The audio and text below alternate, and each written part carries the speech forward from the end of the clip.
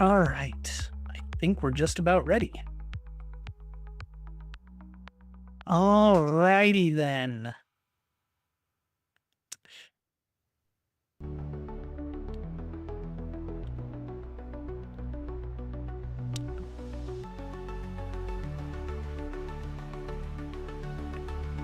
All right, here we are.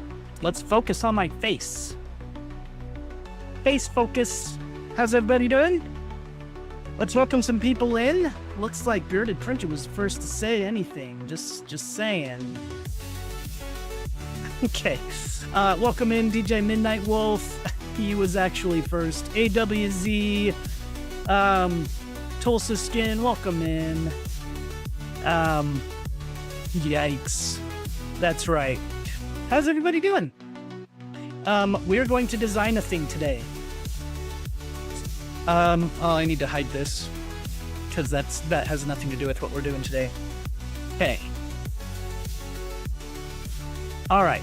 How's everybody doing? Who is Bearded Printer J. Palmer? I have no idea. Okay.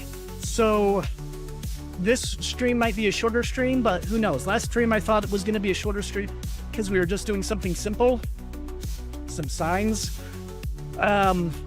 But then it just got dragged out because I like chatting. Is that better? There we go. Yeah, so I know last time I was talking about how we were making those signs for the lemonade stand, but it rained. So we didn't do the lemonade stand on Saturday. We're doing it this Saturday, as long as the weather stays happy. You tried to design, but someone had made what I needed. See, I like that. You don't have to design just for the sake of design. I mean, if someone already made something you need, why not just download and print that? I'll be right back. So I wanted to show one example of that design that we were working on last time. Here. So this is an example, and so this can just sit on any surface like this just by itself, or it can fit inside this built-over-bot container. So, and then you just fill this with whatever, and you have your price right there. I don't think it takes up a lot of space, but that's what we worked on. Something else that I worked on off stream has to do with this. You can kind of see it right there. It's a large Connect 4 game. Ramon, Ram Online, Ram, welcome in. Thanks for joining us. That's good. Why do you feel targeted for that? I mean, so long as you're not posting it for others to download, unless the licensing of the original model accommodates that, or you get express permission from the designer to be able to upload your modified design, I feel like it's okay to modify it according to your needs, so long as you don't post it. And then built over bot with the hydrate. Got my water here.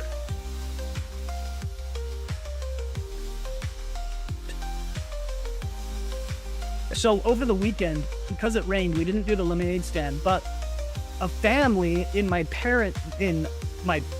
mother-in-law's neighborhood, in Becky's parents' neighborhood, was just giving away a bunch of stuff to kind of clear out. So instead of just doing a yard sale, they're like, we're giving away all this stuff, just come and grab it. And that's how we got to own this thing.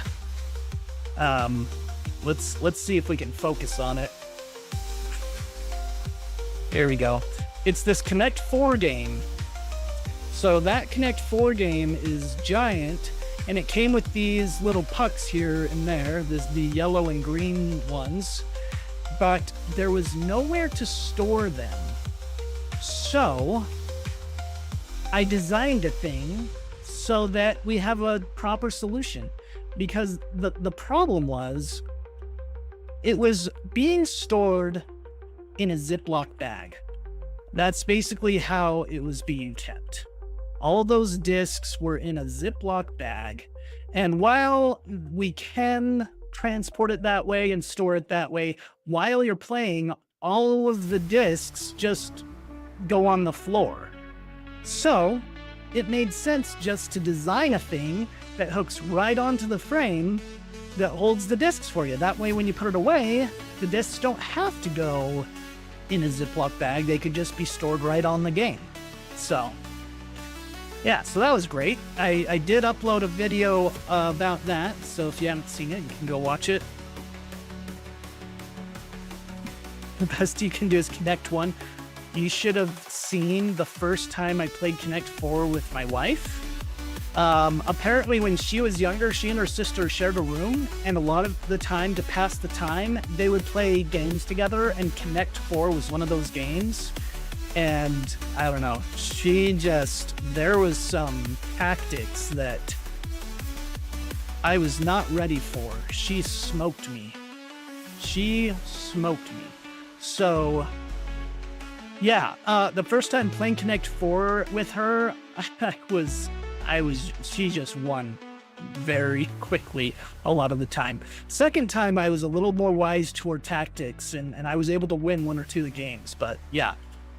Also, I don't think I thanked, or was it AWZ with the with the resub. Yeah, AWZ with the resub at tier 1. That's 12 months. That's a whole year.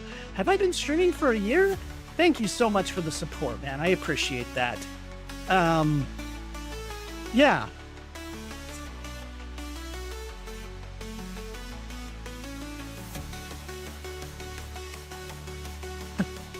Okay.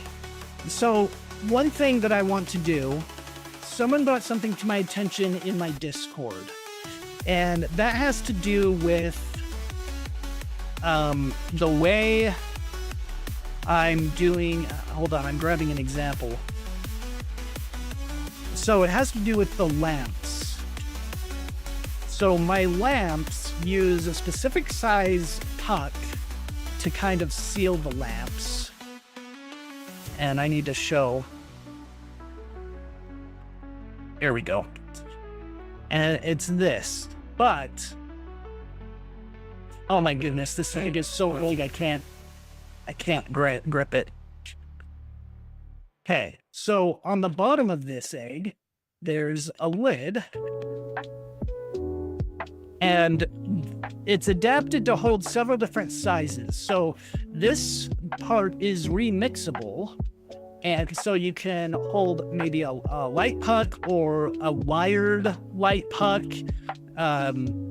or even something for this.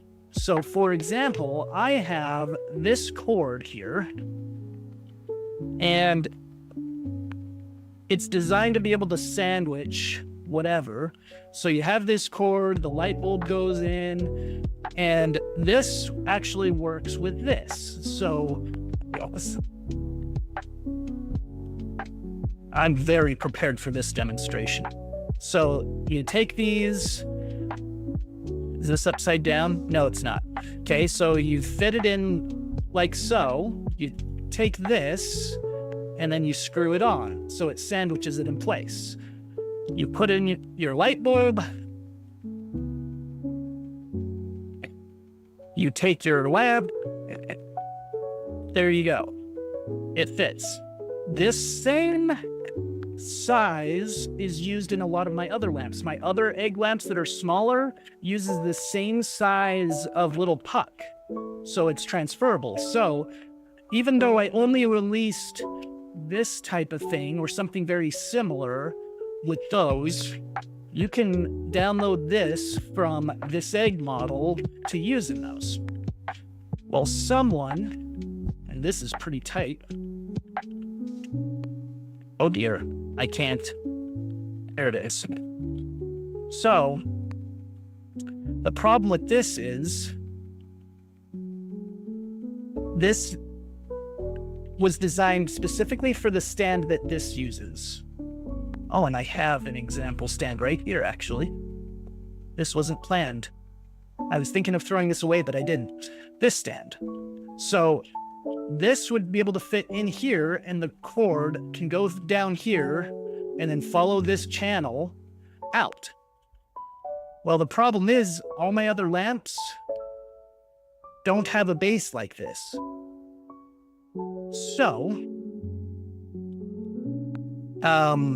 So for example, let me show you on my primary monitor here. So with this one, with this lamp, it was designed to just sit on the ground there. And it was only designed with a specific light puck in mind. But because this is the same size as the egg lamp, you could theoretically use this attachment on this lamp, but it can't sit on this cable. This cable will just sit on the ground instead of the bottom of the lamp.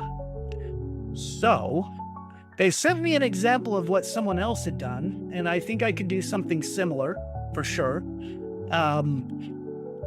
to come up with a solution. So the light pucks that I'm using across different lamps can incorporate different types of lights like this. 3D Medic Vince, welcome in. Dark Third Dimension, thanks for joining us. I think I've been missing some chat. Delta Trader, welcome in, and thanks for the compliment. Morning, Down Under Maker. And look, it's Fixin' Dude. Oh, and I just realized I need to enable this.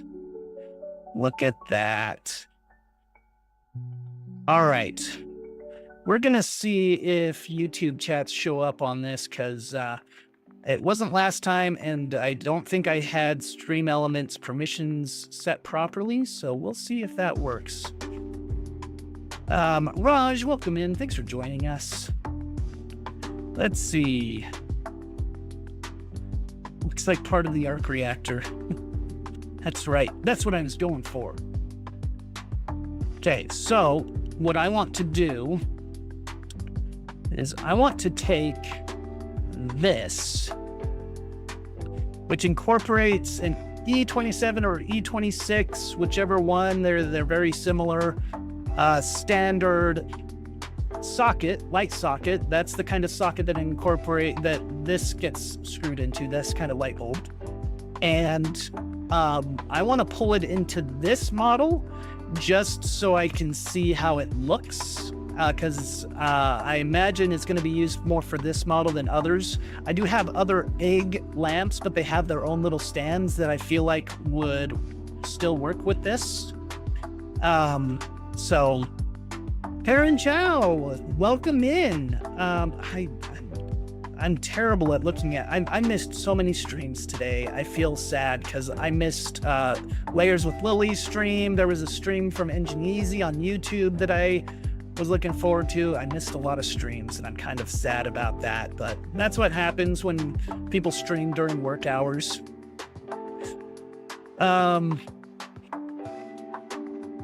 So yeah, so I'm going to grab this.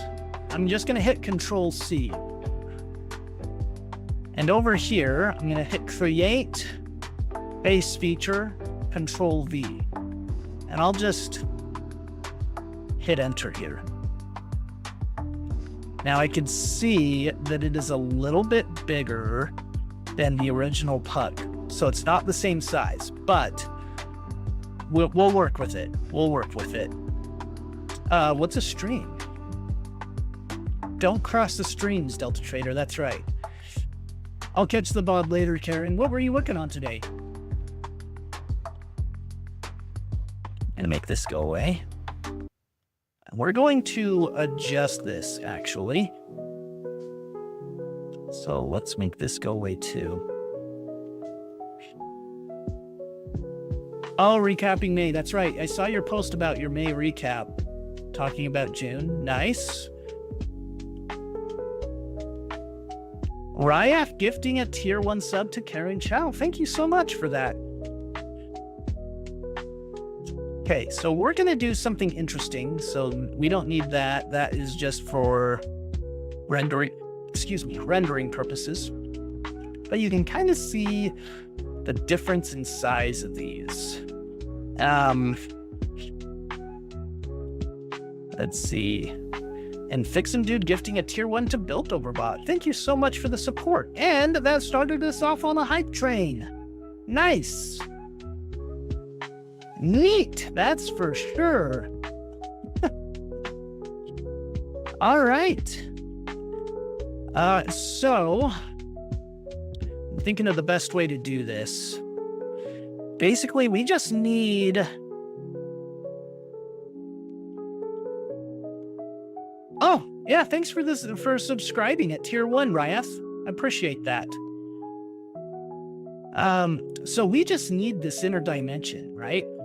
And then we need enough length out the bottom, because it's going to be a hole right in the middle. You need enough length out the bottom to where when this curves, it isn't kinking the cord. We don't want kinked cords. Now you can crash Fusion without ads. That's right. We're looking forward to the Fusion crashes. Okay, so I'm going to modify the existing puck here. And it looks like I might go back in time to before we made these cutouts. Okay, so let's... Hold on. It's not letting... Oh, I need to finish the base feature. So just hit OK there. That's fine. Thanks for the giant love duck, Karen. The heart duck. That's one hardy duck. And the giant neat. Thank you. We are almost to a level 2. That's right. Going back in time can be dangerous. Respect the sacred timeline. That's all I'm gonna say about it. Okay. Let's go forward here. See, this lamp holder was imported from someone else. And another, a giant glizzy, a gigantified glizzy. Thank you, Karen. Mad Scientist Slack, welcome in. Oh, and another gifted tier 1 sub to Delta Trader. Thank you, Fix'em Dude. Trim the timeline. Let's trim it. Okay, so because this was already looking the way it is when I imported it, I'm going to attempt to clean this up. I'm going to make a copy of it and clean it up to incorporate the new thingamajigamabob. Oh no, what did I do? I don't know what I just did. Oh no. I needed to go here. I don't know what any of this stuff is. And it's making Fusion think quite a bit. Okay, undo. I only wanted to go here. Thank you so much. Okay, so I'm gonna make a copy of this. Make you go away. And we are going to... From the front. Yes, let's do a sketch from the front. The first thing we want to do is we want to get rid of these cutouts because the wire is no longer going to be going out one of these. You were trying to make it rain ducks, but it floated up instead. Oh well. Oh well. So to do this, I'm going to be doing something simple. And at the same time, I'm going to be plugging these up as well. So in one fell swoop, we're going to be doing that. So first I need the outline here. Right here. Okay. That's looking good.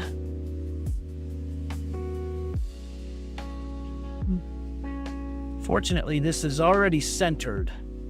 And I want to anchor to that.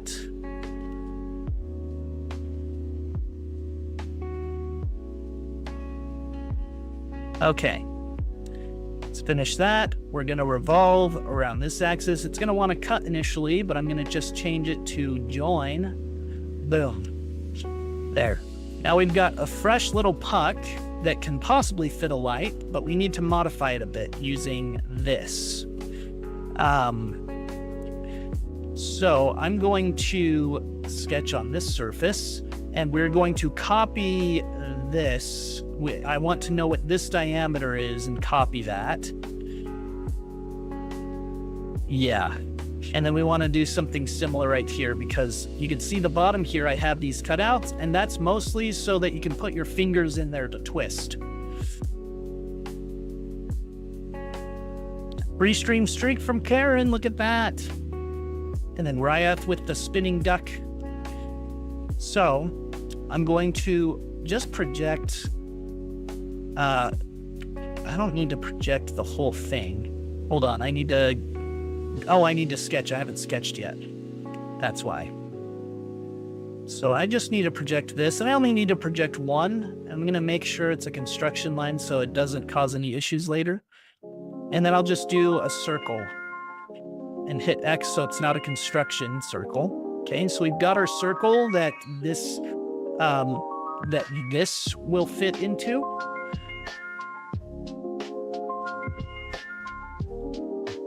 Now, I'm going to make it higher.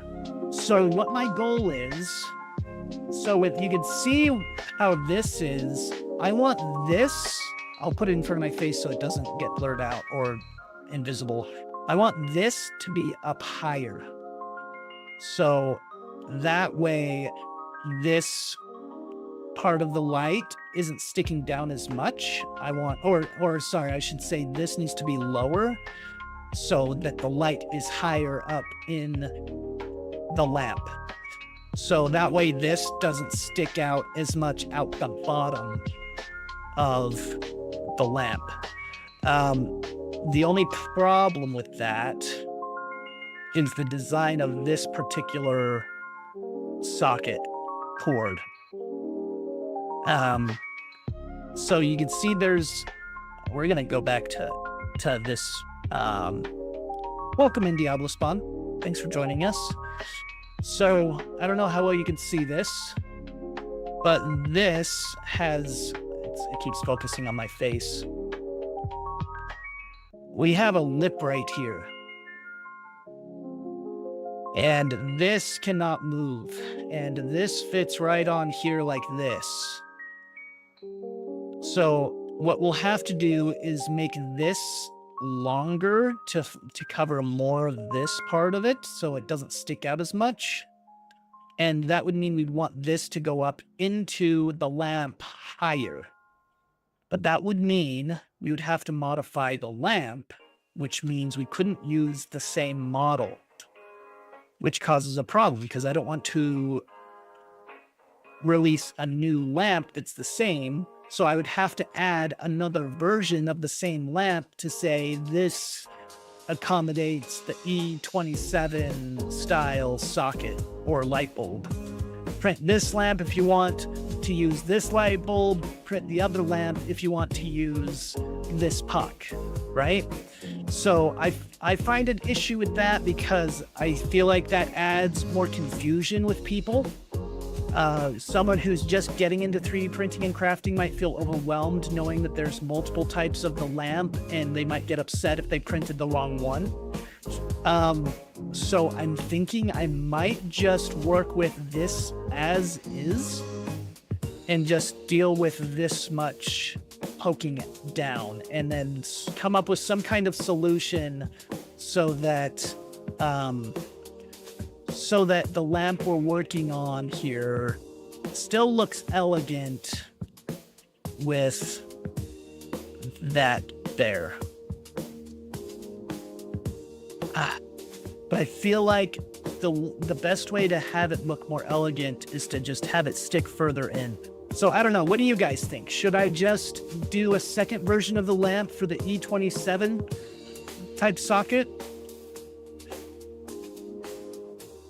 If you feel overwhelmed and you've been doing this for 2 years, right? I'm always feeling overwhelmed.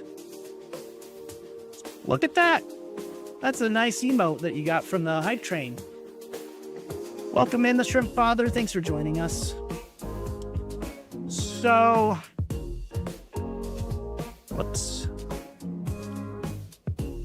So I think it might just have to poke in more.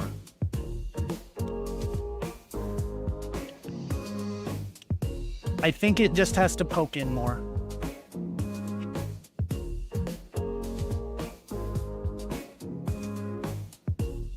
Let's do that. Let's do that. First, I'm going to finish doing this. Whoops. I'm still in sketch mode. Oh dear, where did that go? There you are. It's just started doing weird stuff again. Okay. So there's that. There's my lamp holder. There's that. Okay. So I want it to be about as thick as this. Yeah, that seems about right. Okay. So I'm going to, let's project that. I'm going to extrude this to object. I'm gonna have this visible and then select that, make it invisible, and have it be a join. Okay. And then I can just grab this, extrude down the bottom. Okay, so that is about like that, but with the height that we wanted.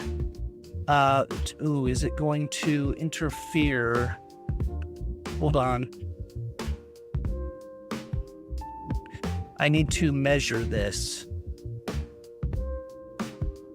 So this is the part that's going to be fitting inside here, right here. And I want to make sure this diameter will accommodate that. So I'm going to grab my calipers.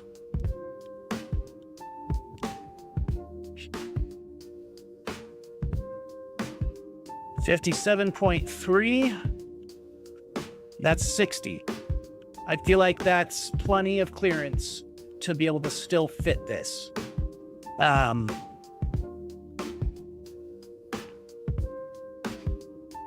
Maybe an extension piece that connects to the puck holder to accommodate the other bulb.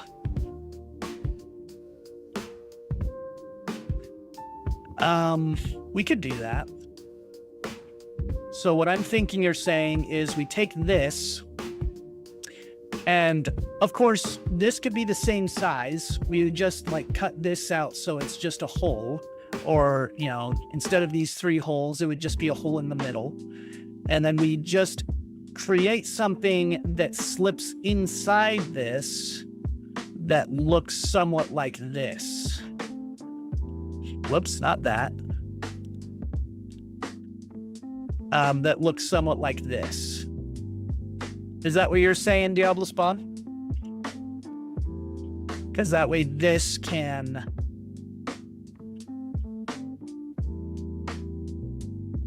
fit up higher. I think I'm liking that idea, Diablo Spawn. I think I'm liking that idea.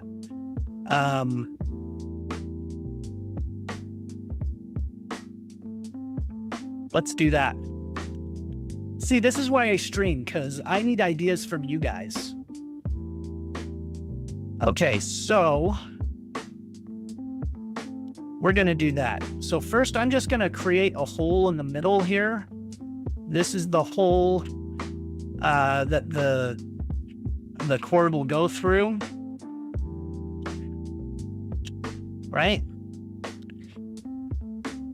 And then we won't reuse this. We only need this inner diameter for the sake of this thing. So it can go through the hole and then like be sandwiched on using this type of methodology. I'm so lucky that didn't fall on the floor. I just caught it with my elbow on my armrest. So something like this would theoretically have an extension to insert into this, and then the cord wouldn't be sticking out nearly as much, and could theoretically move at a 90-degree angle. I just don't know, how tall is this thing?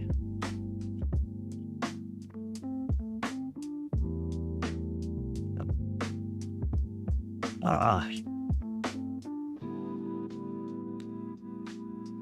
165 or 169.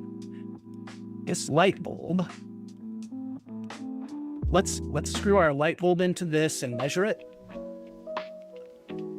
Don't drop things. I do what I want, Teslas. You can't tell me how to live my life. Okay, so it's still shorter. So about the point, this would almost hit the top, honestly. To the point where it would turn to a 90-degree angle is about 160 millimeters. So this light bulb would be dangerously close to the top of our lamp.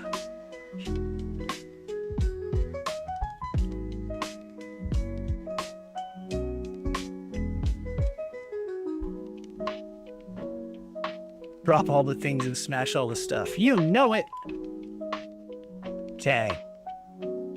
So, needle pulling thread. So we have this, and then we need the thing that kind of attaches into that hooks into our light bulb. But we still need the channel Whoops, that's the wrong thing. Because this has a little cutout. Where's the cutout? It's this one. This has a little cutout for the cable. I'm going to have to make the cutout bigger to incorporate a fatter cable, because this cable is pretty fat. And then a cutout on this as well. So we'll do that. But yay. Okay, let's start a new sketch. So this will just be the part that's on the bottom, but I'm going to start from the middle actually here.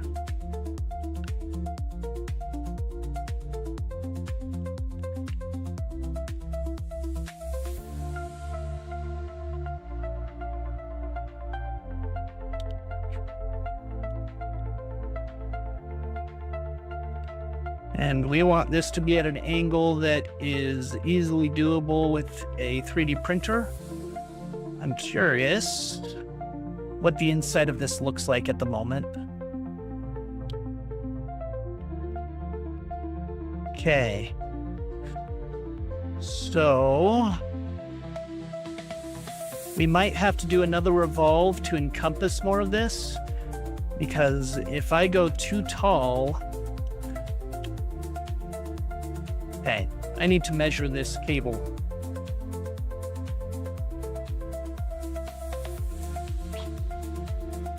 It's about 6.15. So if I do 7, that should be plenty. 7 divided by 2. Okay. And if this is 7,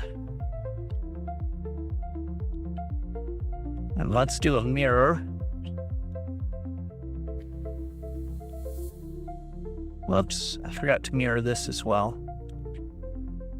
It helps if you double click things, because then it just selects everything. Okay. Now, if I just extrude this out, note how it's like just as tall as this rim here. Wow, something is really slowing this down. Bob, what are you doing? On the floor. Oh, it still cracks me up that Tiffany actually did that. Oh, why is this so slow right now? Something is slowing this down. And I think it started slowing down with that section analysis. But you can kind of see the problem here with that much taken out. So I'm going to have to build this up right here to prevent that from being a thing.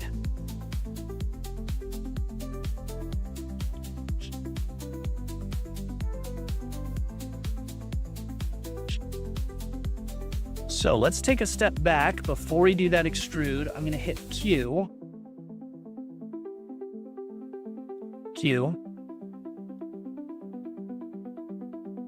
And let's do that as well. Let's just do, I don't know, 3 mil? Nope, that's not what I want.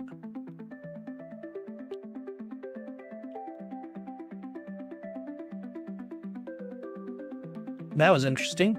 Okay. Let's step forward, see what that looks like. Come on. I believe in it.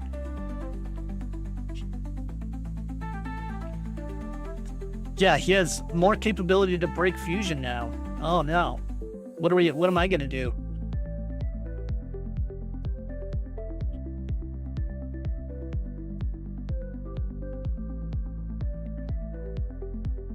Oh, smash burgers. That sounds delicious, Delta Trader.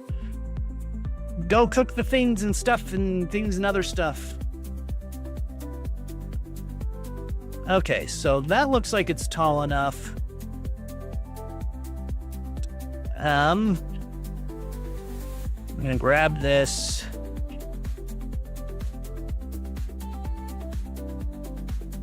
Sure, that looks good. Let's go back before we do our extrude. I want to look at our lamp again. And I need to make a sketch that kind of fills all this in and is a little bit taller. Oh, but wait. Okay, that works still. Okay. All right, let's do a sketch here. And we'll do this.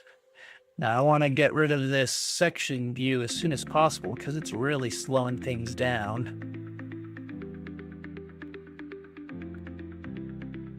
Okay.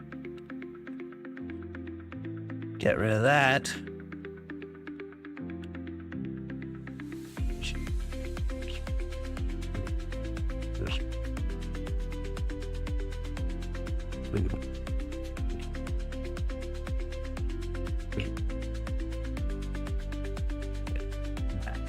Okay.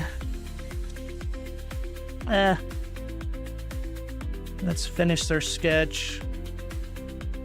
Do it around this axis. Now, because there was only one profile to choose from, it automatically selected the profile for me and immediately went into waiting for me to select an axis. Okay.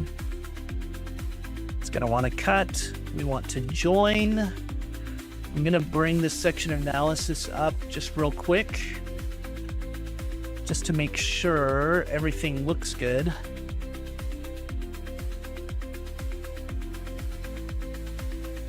Lurk away, Built-Over-Bot. Lurk away. Eat your lasagna. The lemonade stand was a no-go this last Saturday, because of rain. It's funny, we chose the day and the forecast said sunny, and then the day of, it was just pouring rain for most of the day, so that didn't really work out. So, this Saturday. Okay. That looks like, ooh, almost. I think we can still work with this because we have a, let's do this. I'm going to extrude up a little bit. Let's get rid of this section view.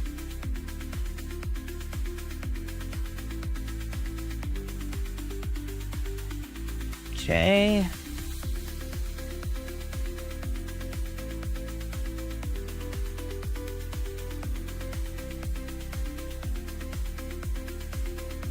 We want this.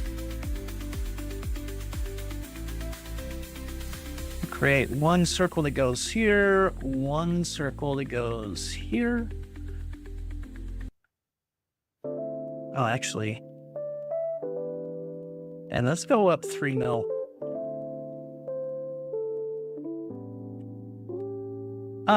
I believe I will, Dark Third Dimension. I don't have the magnets that it calls for, but with the file you sent, I was able to modify it to use round magnets. I have 8mm by 3mm magnets, or is it? Yeah, 8 by 3.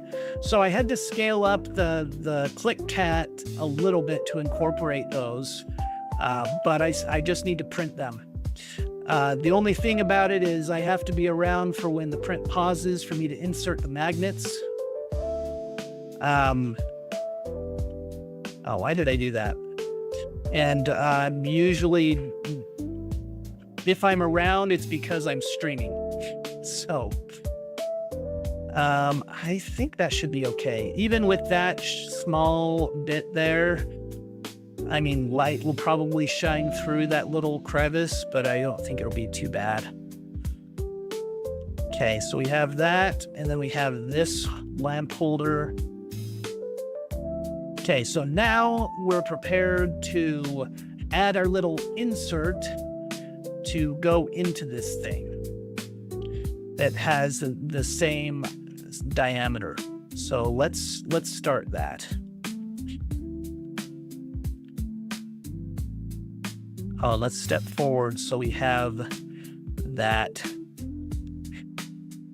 Anyone here live in Bakersfield? That's a good question, Tulsa Skin.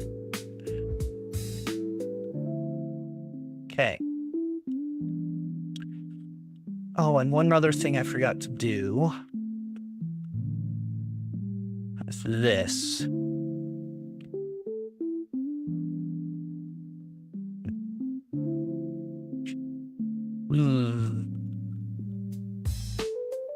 Maybe I do need to make it thicker.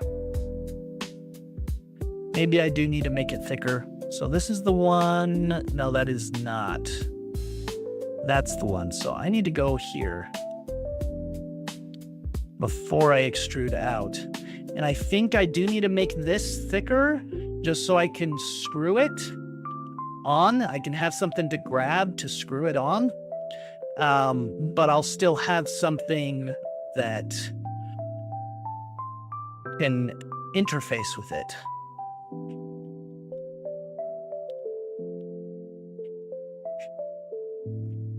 Join.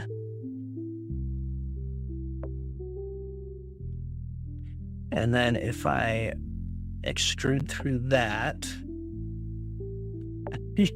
Diablo Spawn lives in the state of illusion and denial. I feel like that's a good state to be in. That's what state I'm in too. I'm going to chamfer these edges just in case.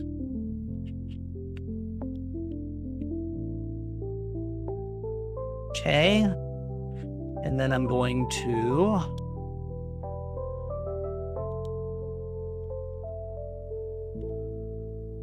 do that.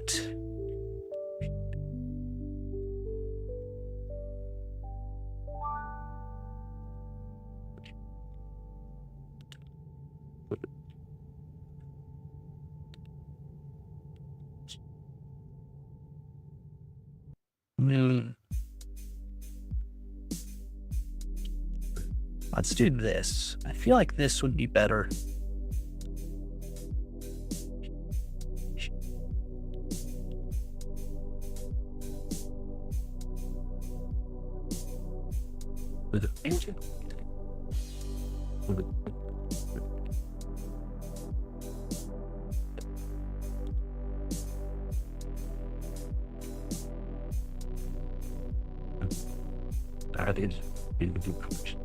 Hold on. Let's do this. I don't think I need this stuff at all. I was going to use that as a template, but I'm not liking what it's doing. So I'm gonna do this instead.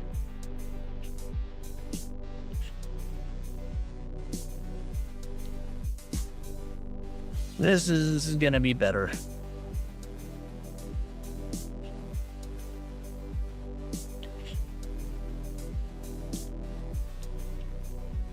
Let's do 15.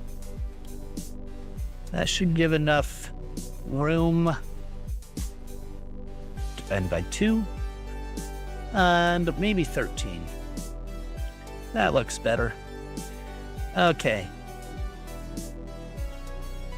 2 objects. And we'll make it the same depth as this up there. That. Okay. Oh, that's a problem. Now I know why I did that.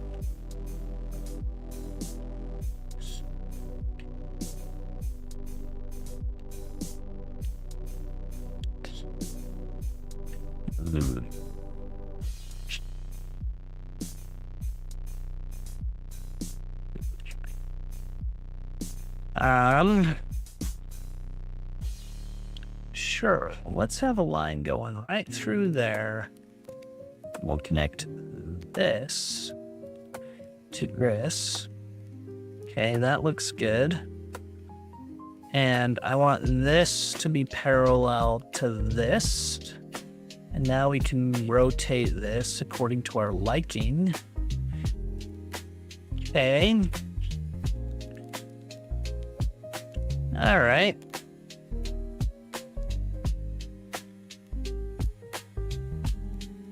Sure, that looks good.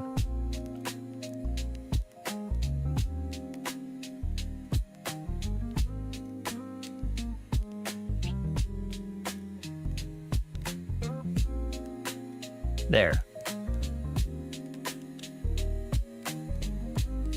Now we need to make this so it is bridgeable, because bridges don't work on a curve like this.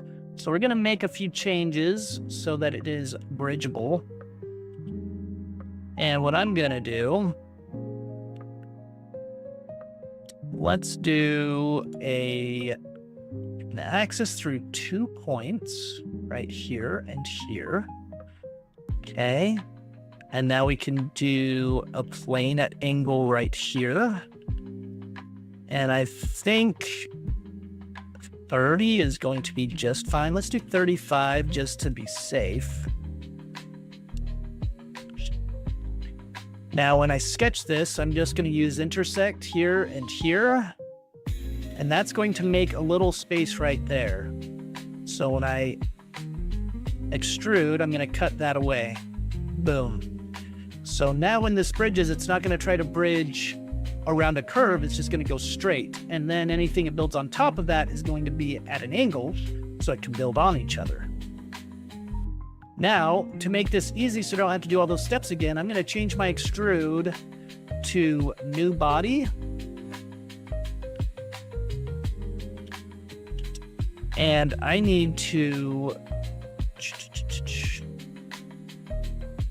let's go into the sketch, because not that sketch, this sketch. I need a line right here that I can use.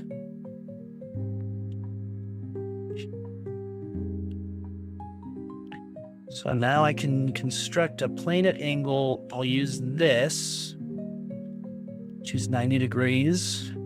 And now I can use my handy dandy mirror to mirror this object across this plane.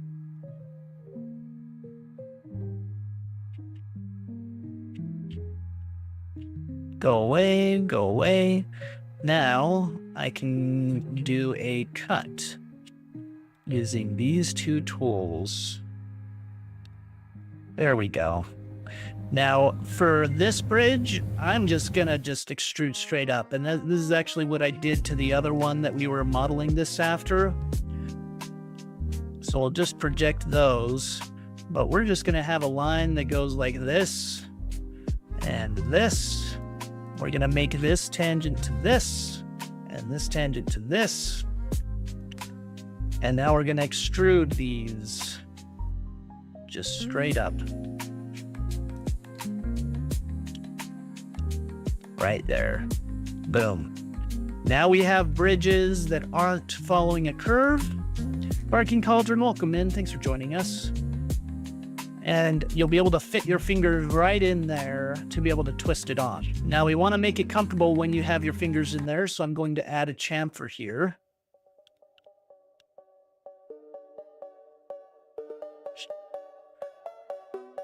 Sure, let's do that. Okay. So that's going to be our little puck that first goes in. Now we need to add our interface that fits in here. Okay, let's save this.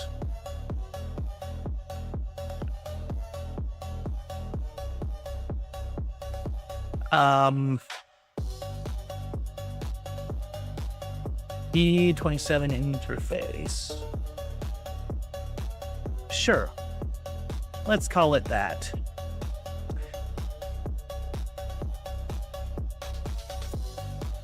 All right. Now we're only interested in this outer circle. I guess we're also interested in this one. This one will be a construction line though. Okay. I'm going to add an offset, hit O for offset, or you can just click on this. And maybe, I don't know, I feel like 0.3 or let's do 0.2 millimeters. We kind of want it to be a snug fit. I would recommend...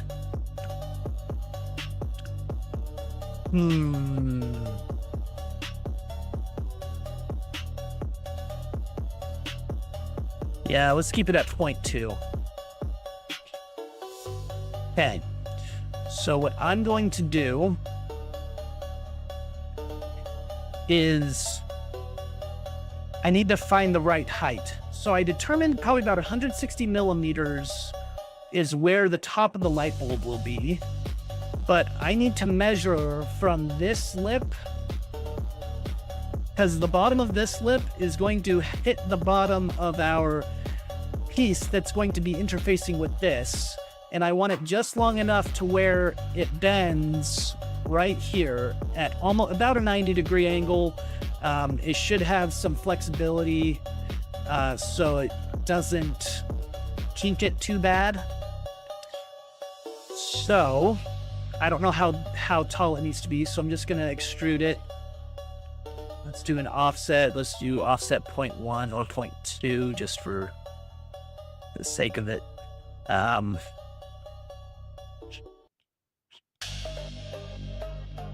We do need to cut out a spot because the diameter of this, so we need to be able to still be able to sandwich this in.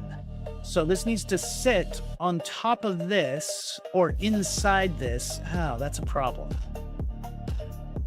This would have to fit up underneath. That's right. So not using this light bulb. Where did I put that? I don't know where I put the top of this that screws on.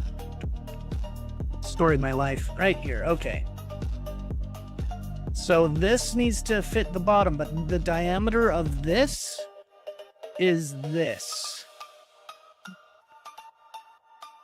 Cancel. Is this. This is the diameter of these threads, right? Or a little bit larger so the threads can fit comfortably. And then this should be able to sandwich on, which means we need a greater gap between the bottom and where this screws in.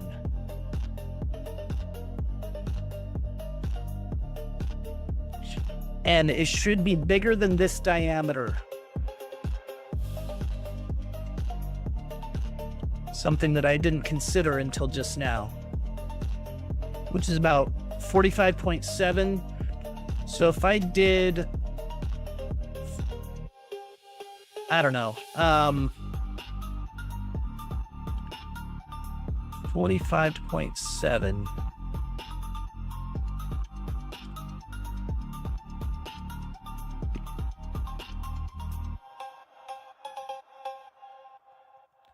I shouldn't have to cut too much off.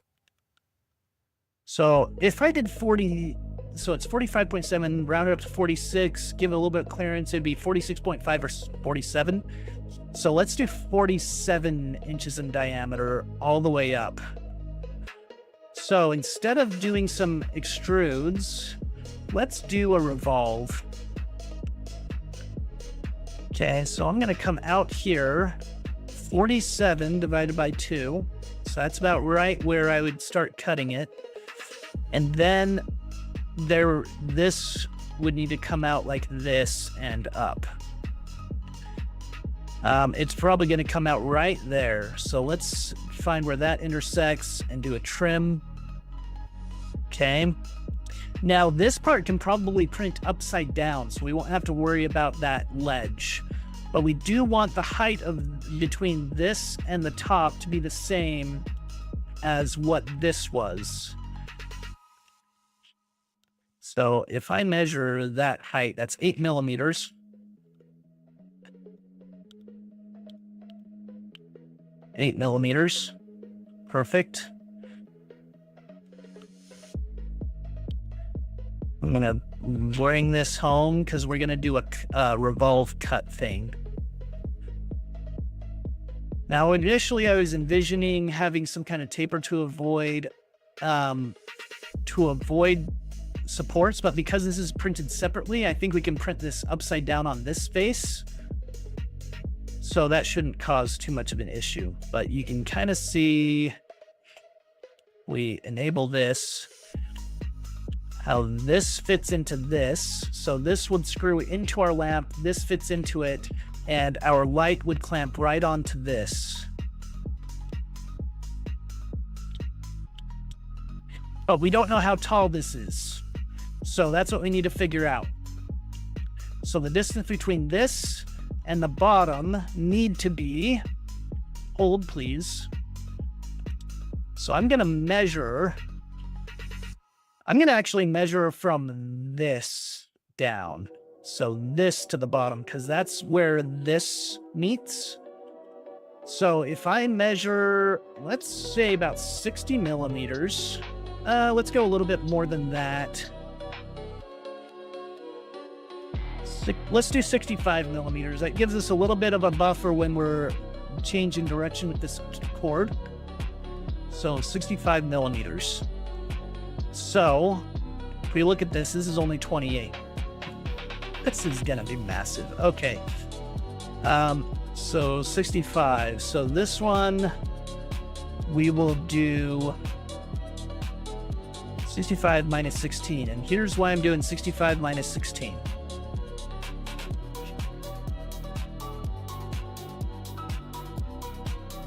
So now measuring from this to this, we are at 49. How did I get that wrong? How did I get that wrong? So we wanted to this up. Oh, plus. Hold on. So the top of this, 65 plus 16. Let's do plus 8.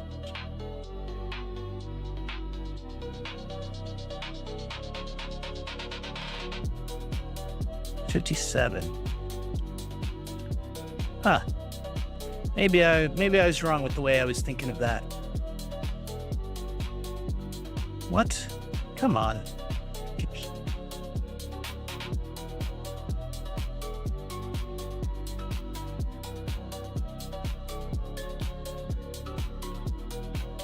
$81. See, that's still wrong. Why is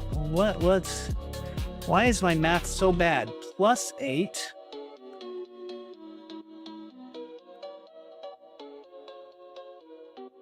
Why is my math off?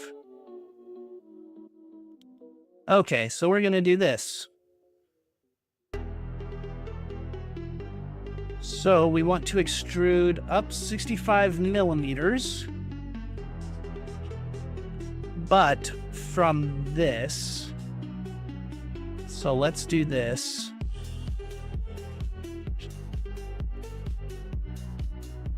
Why is it so off? So this is 8 millimeters right here. This is where it's sitting, 8 millimeters. So this is 8 millimeters. What's 65 minus 8? And no. And yeah, it needs to be 65 from this to the very bottom. So 65 minus 8 is how tall I need to extrude this. But I'm extruding to the top. So that's plus 8. So is it just 65? Wow. Good job fat fingering that one.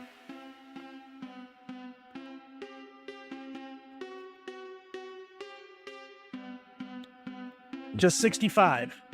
That's all I needed to do. 65. Good job. Okay. So 65. The 0.1 is just because I added clearance between this and this. But ideally, it would screw in right here and go straight out.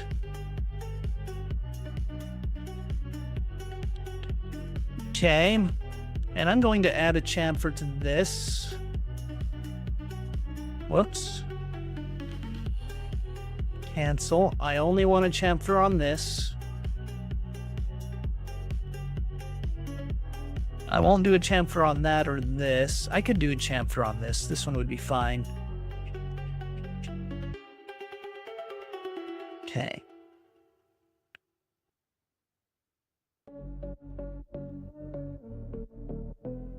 So theoretically, you can just glue this into this if you wanted, and it should be able to fit just fine into our lamp. But our light bulb is going to be right at the top here.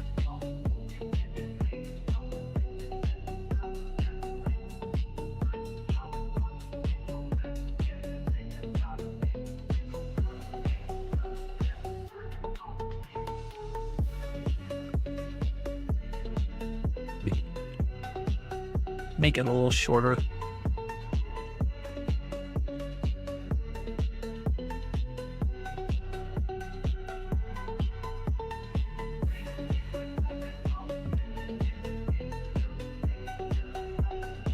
So that fit right there. The bottom of this will probably be right here, but then we have this.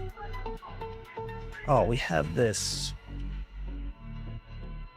wire, or this, what is this? It's a stress reliever portion of the wire. Is everyone going to have that? Well,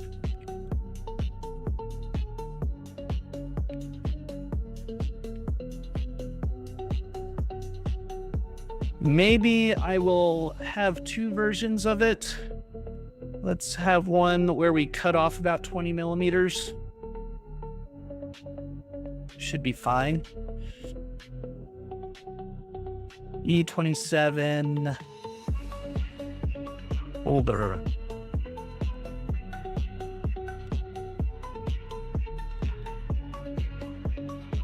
Tall. Okay.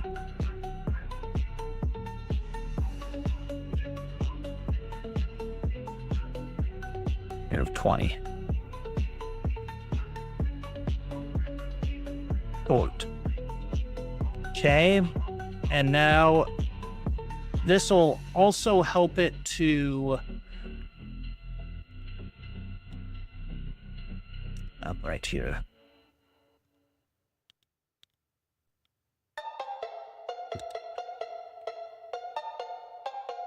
What? Okay. Tall. Oh, hold on. That makes more sense. I cut both. I need to redo this, and which one is which? Fuck. Tall. Not this one. Thank you.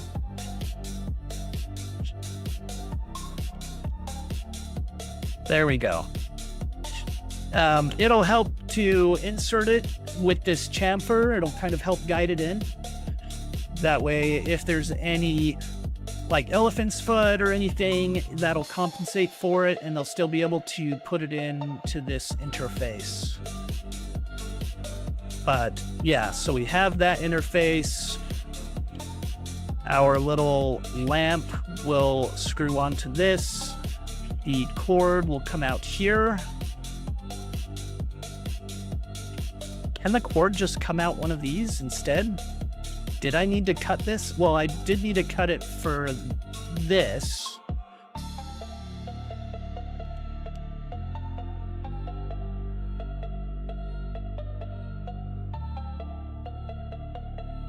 Okay. One thing I need to do is I need to do a pattern, because this can be screwed on one of three ways, and I don't want you to have to unscrew it, twist it, screw it back on until this hole right here matches up with this hole, right? So I'm going to add, go away, this hole on this interface at all three locations. Only that's probably going to be an issue. Let's just see how this looks. Features. This feature.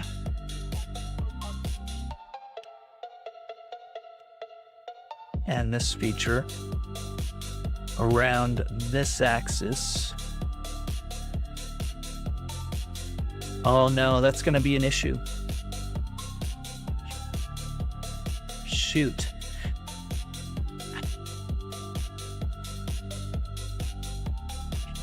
Dang it. All right, let's go back here. We're going to have to do this in two shots. The reason why I'm doing that is if I do this pattern as is, it's doing it on the feature, and you can kind of see this feature indicates that I extruded through two pieces, through two objects. And if I do that pattern, it's going to do that pattern to both objects, which I don't want to do. I only want to do it on one object. So what I'm going to do is adjust this extrude to only cut through one, and then I will do an identical extrude which cuts through the other. So with this cut, I don't want to cut the lamp. Okay. And now let's bring back this, and we're going to extrude and cut the lamp separately. Okay. Oh, come on. Circular reference found? Fine. Jump to the end. Oh, I shouldn't have jumped to the end, because there was this other stuff.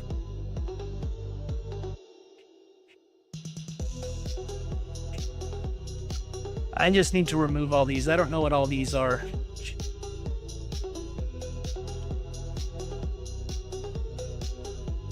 Okay. Undo. Thank you. Ah, sheesh. Okay, so I adjusted that. Let's go to here.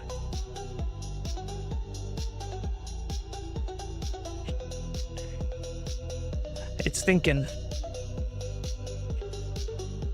Okay. Now let's pull this up.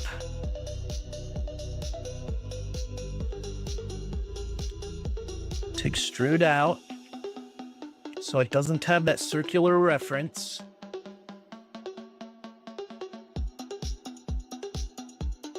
Thank you. Okay, and now I can do my pattern. Bodies, features, this feature, and this feature here. Let's go around this axis 3. See, that's what I was afraid of.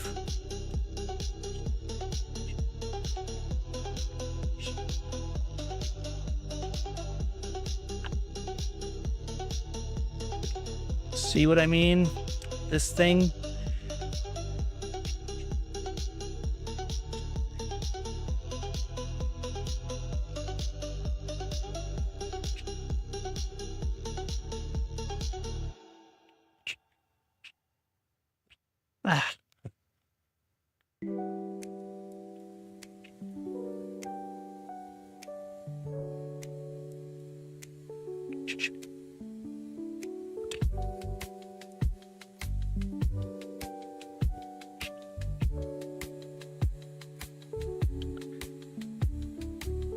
Fine.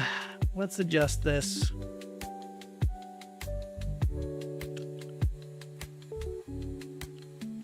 So this...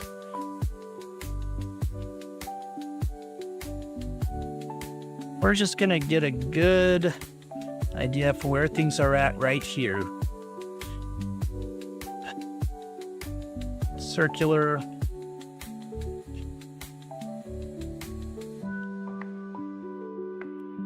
There. So if I do it right here, see, I can't do that. So we're gonna delete these.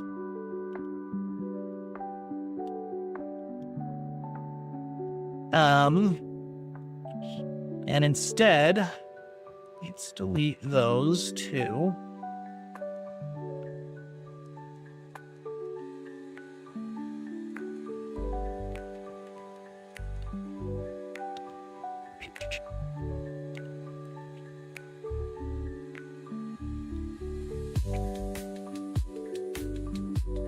I know I said 13.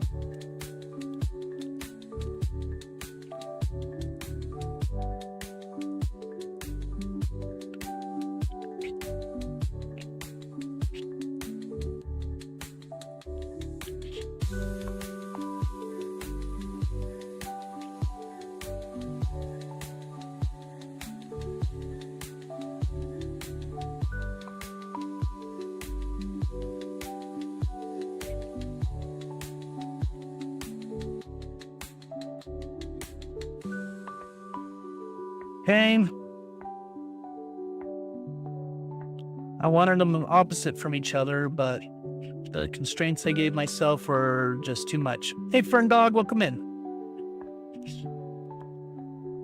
Okay, we've got those. You go away.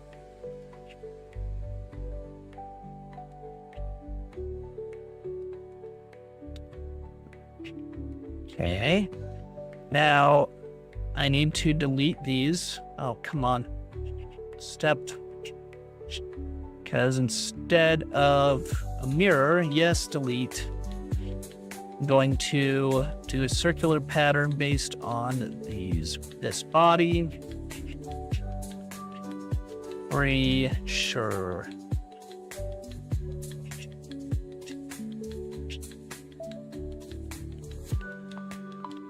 And then we'll cut all 3 of those. And now we need to fix this sketch.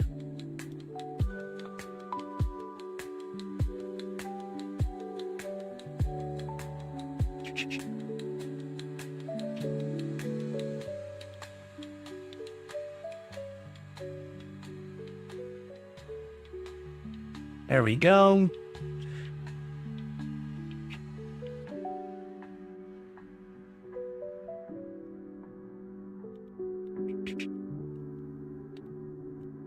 Okay. We're redoing these steps because I'm bad at what I do. There we go. Okay.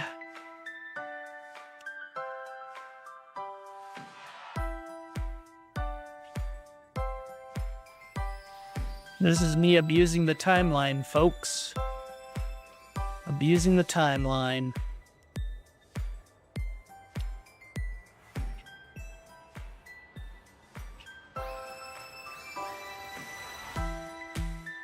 Okay.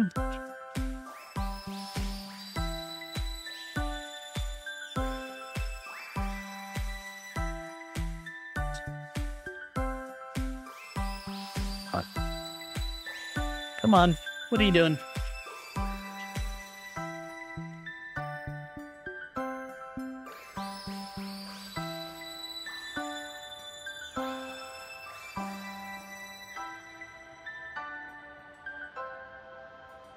Okay. Now we've got all 3 of those. All right, all that just for that. So now when we screw this in, no matter where you start threading it, there will always be an opening right here, or right here for the cable to go out the back. Boy, was that fun to fix. Okay, let's save this.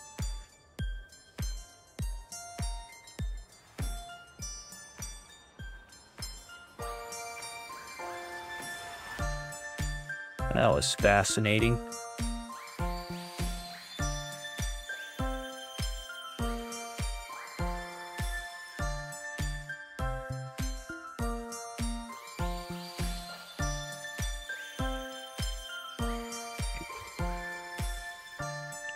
What are you doing, Fusion? Stop it.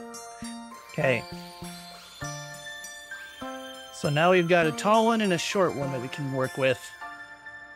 So I gotta print one of these and one of each of these. Now, before I send it to print, I want to reorient these. I'm gonna grab both of these, change to rotate.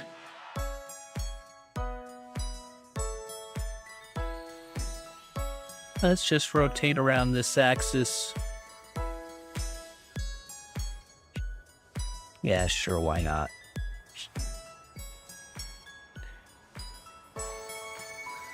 There we go. So it'll print on this surface. That way we don't have any overhangs.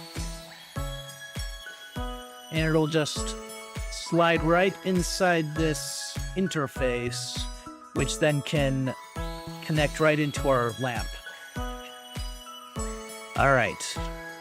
Fusion's freaking fun. That's what FFF stands for. That's right. What does FFFS mean?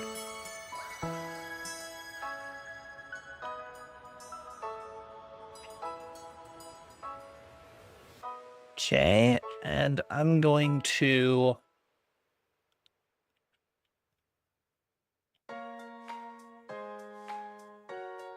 I don't know. Lamp interfaces.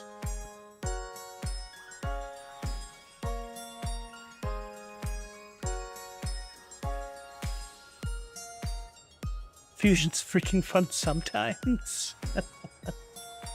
That's one way to put it.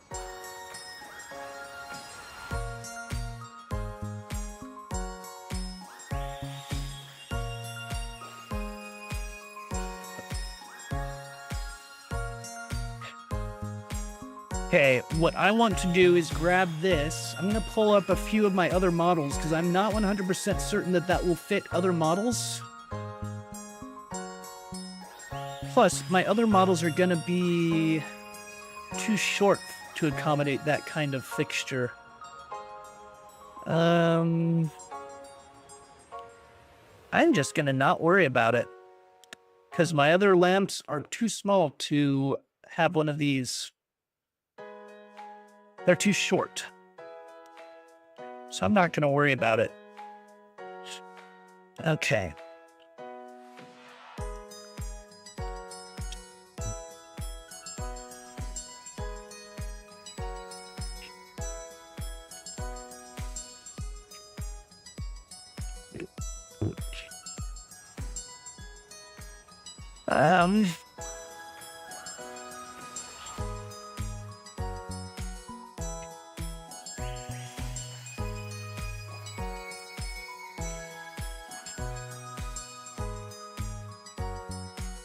I need to check something real quick.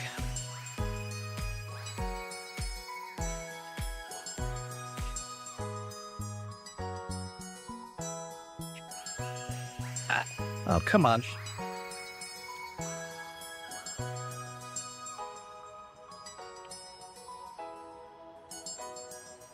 Where are you?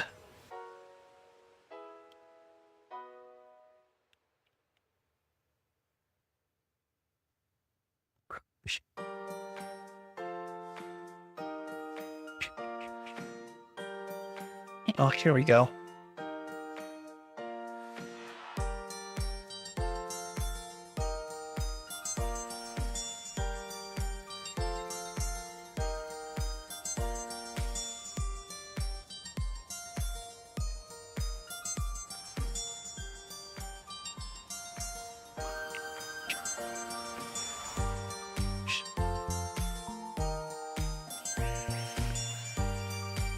All right, whatever.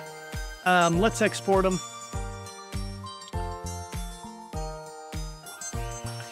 Oh, I already exported them, that's right.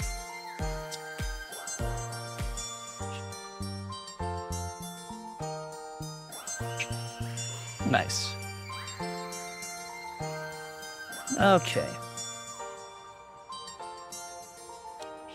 Hey, Clownhammer, welcome in. We're going to see if my little modification to incorporate this kind of cord with this lamp actually works. Diablo Spawn, I think it was Diablo Spawn, right? Who gave the idea to have the thing that fits into the puck.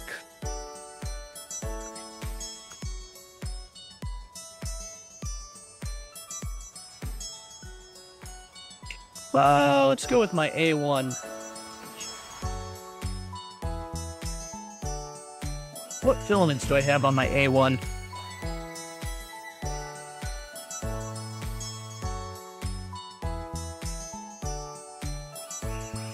I've got yellow, green, nothing here.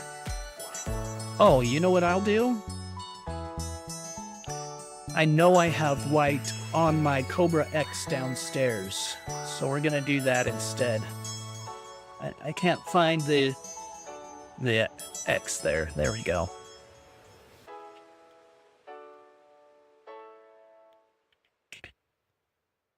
Okay.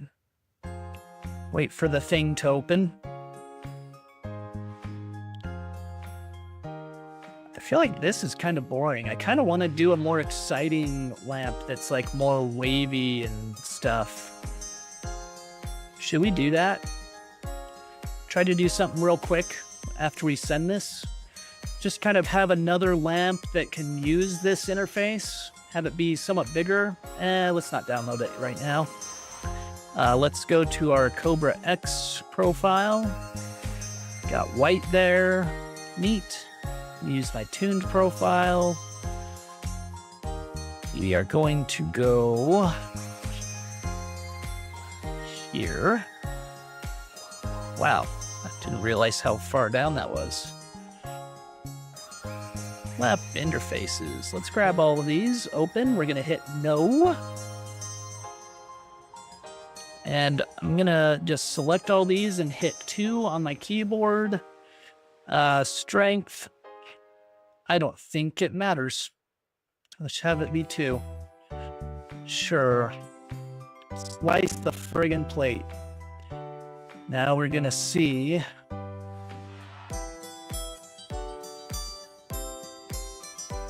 We got bridging going on. We got no errors saying we have cantilevers. Looking good. All right. There's something weird going on here. I need to fix that. Go here. It's when we did this thing, I think. Come on. Why are you not letting me select something? Right there. So we edit this. Objects to cut. We only want to cut this, not this. Go.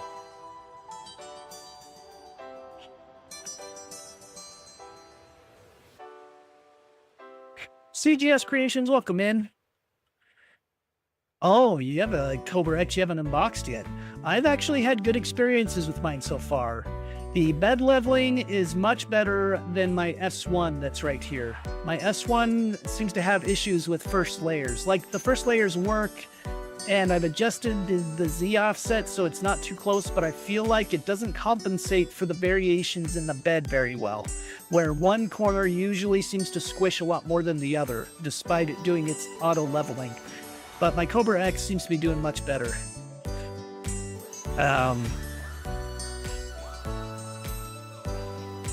Yeah.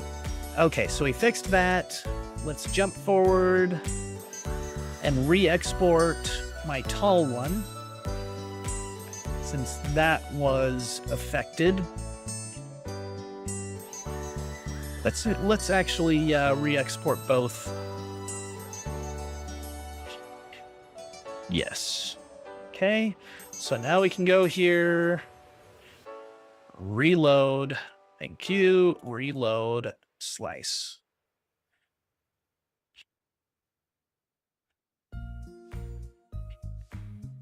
Yeah, the Cobra X.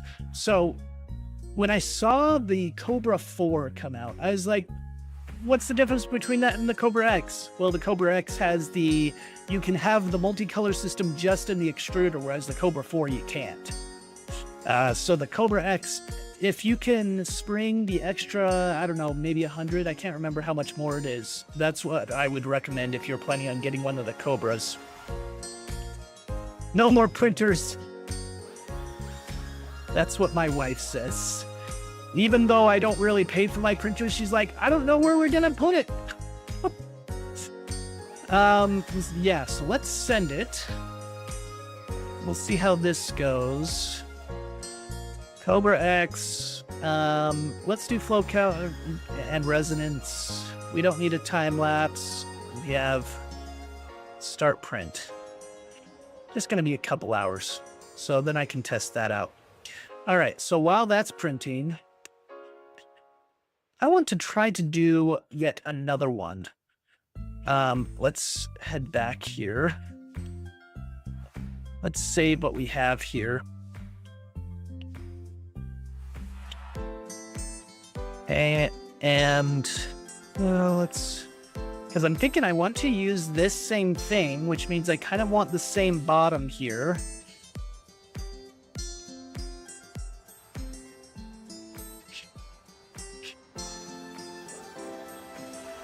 Nope, I'm not going to do the same thing. Let's do this. Shoot.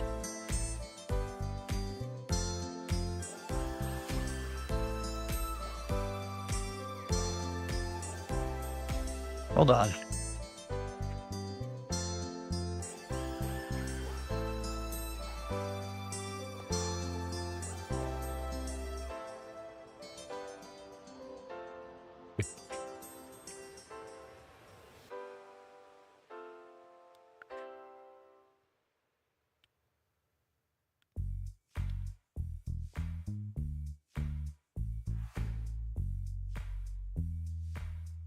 So I'm curious what variations we see out there, because I've also seen this.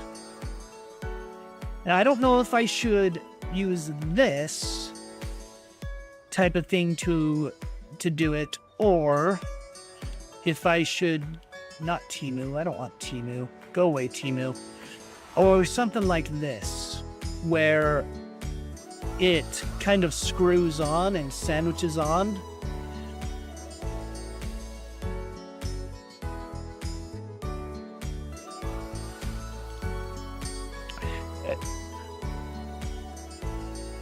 It looks like the majority of solutions are this type of thing, that kind of screws on to something.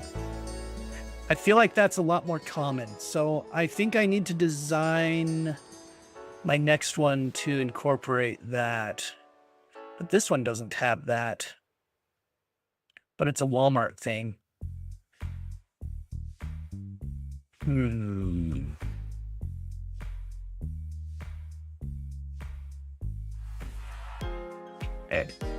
Okay.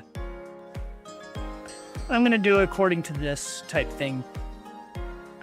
That's what I'm gonna do. Okay, let's see what I can do in 30 minutes. Shall we? Should we try a speed run? Printing in 3D color, welcome in. Let's see if we can rush this here. So I don't know, 75 seems good. I don't know, how big is 75? You can't take me anywhere nice. Okay, how big is 75? Let's take it to 100. 100 in diameter. First, let's do this. 5 seems good. Okay.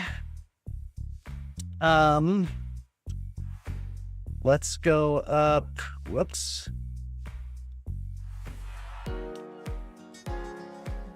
Yeah, 15 looks good. Let's go 15. Okay. Now,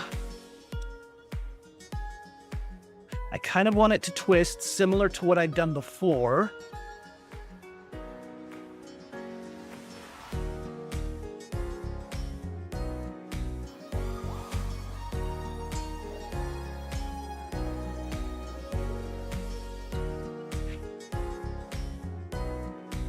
I'm trying to remember how I did this before.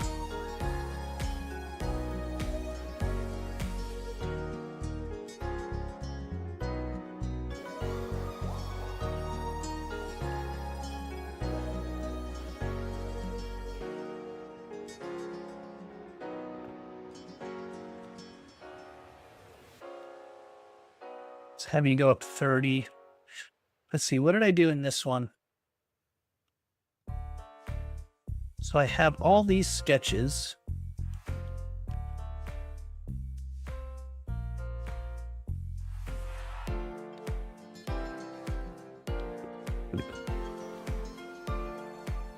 Hold on.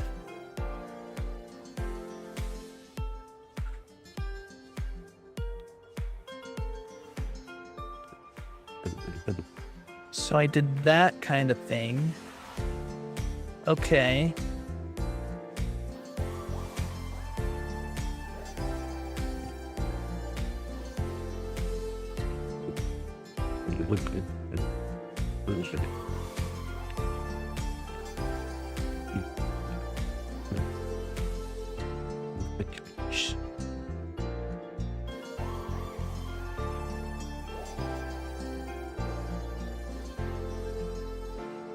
Let's just see how this goes.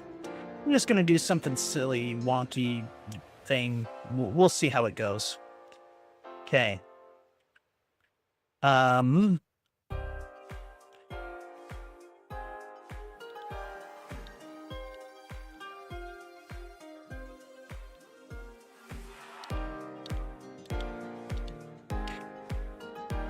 This stupid check bar wants to mess me up.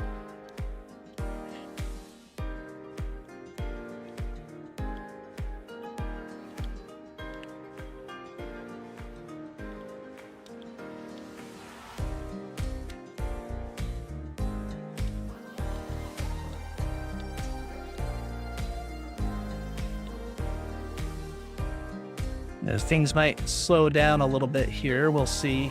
With a lot of these points in this spline,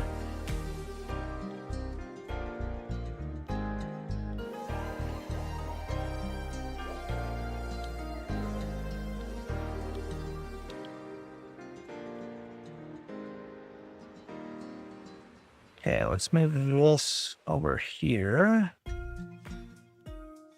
Okay.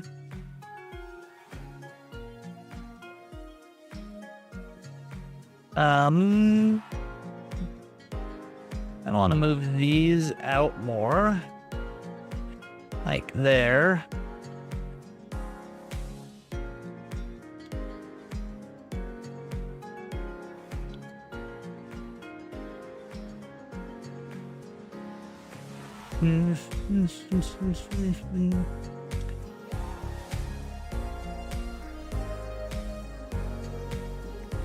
I don't like that. Delete. I'm going to have a construction one that kind of follows a bubble type pattern that I'll want to follow.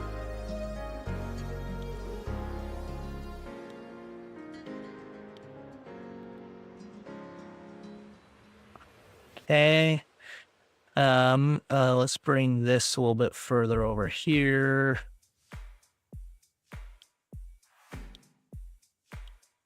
Okay. Now we'll do it again, but have this wavy thing going on.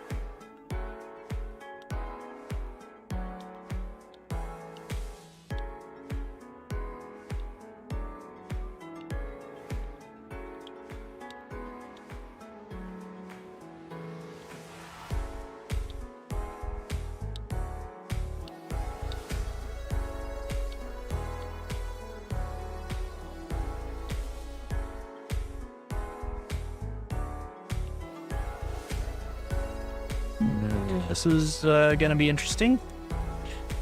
I do not have high hopes for this turning out good.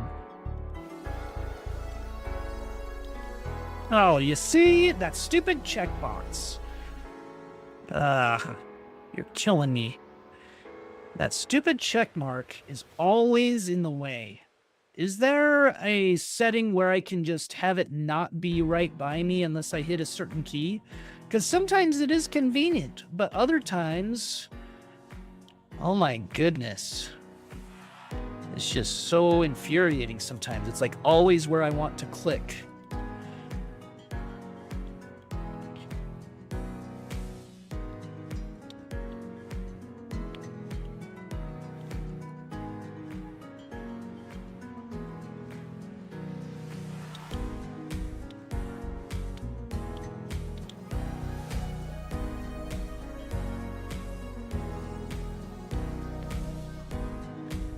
Now I have to do this tangent thing between these two splines so that they aren't being stupid. Let's see. Right there.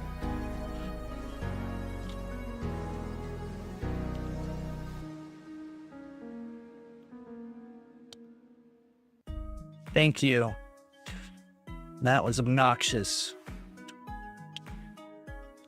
Okay, let's do another one up here.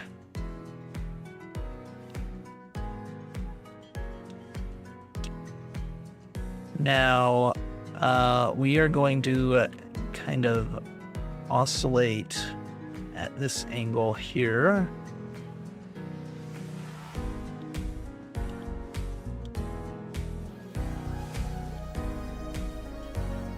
Okay.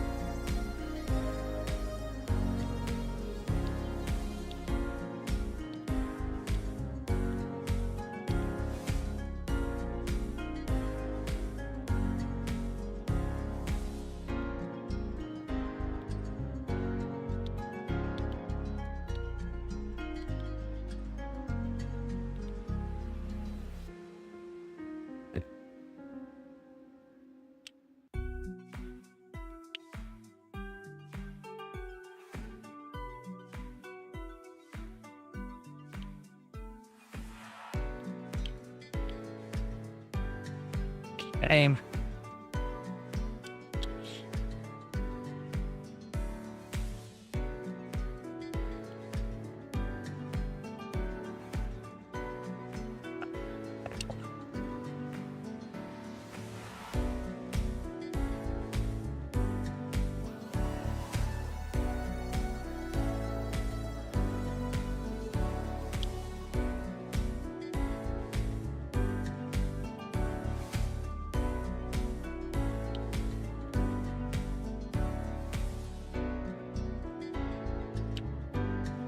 All right, let's see what happens. Loft.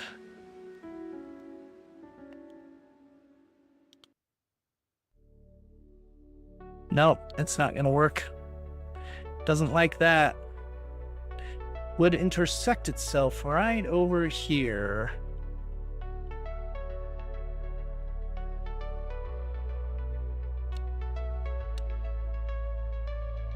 Can I do a surface loft?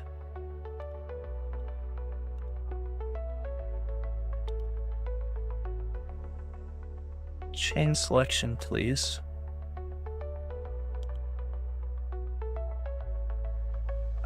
Really? You're killing me.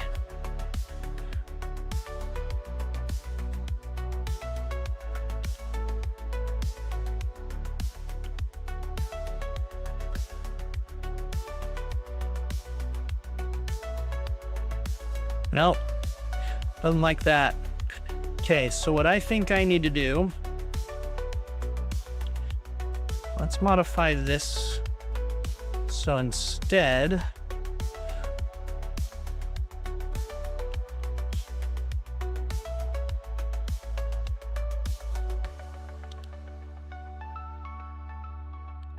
you want to kind of follow this trajectory.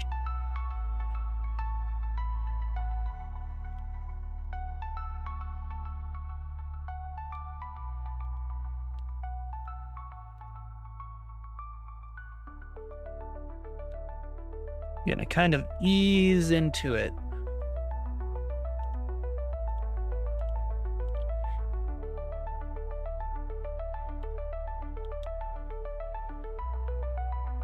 Moko made! Oh my goodness.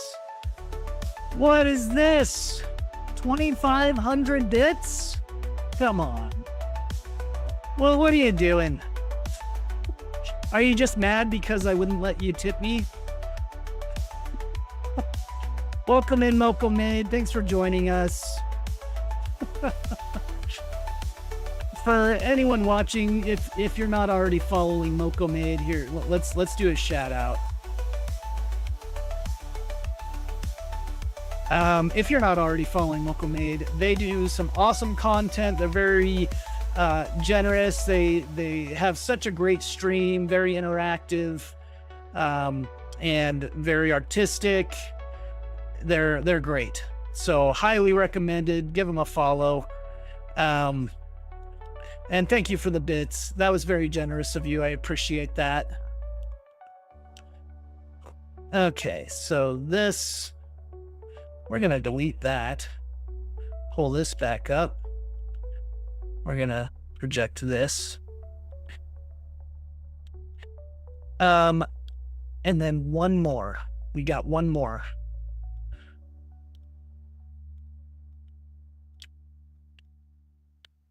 That was difficult.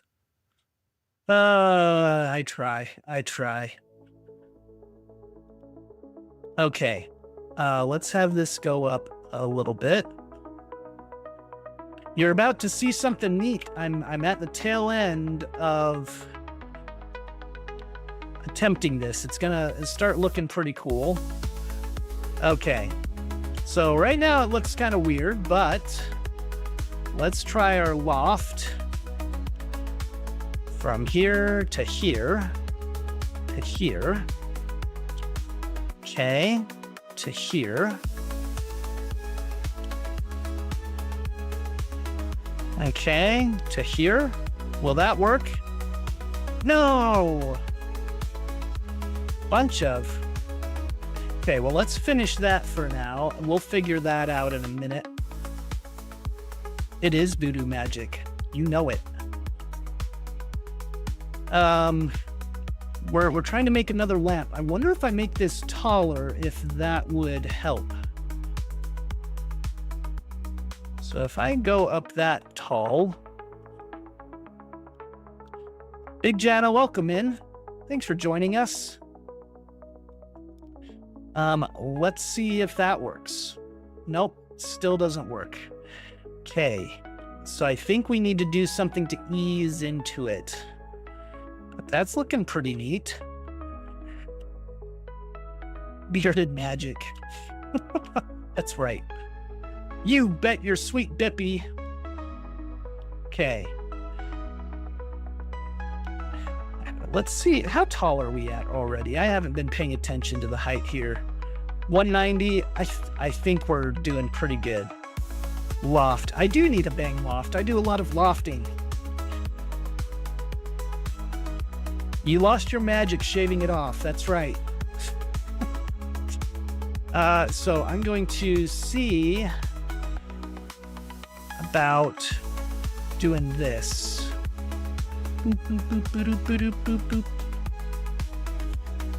Let's do this type of thing.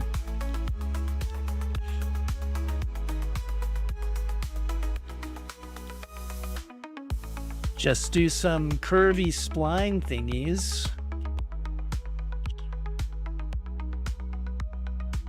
See, there's that checkbox right there that it keeps wanting me to click that checkbox, but I don't want to click it. Stop it.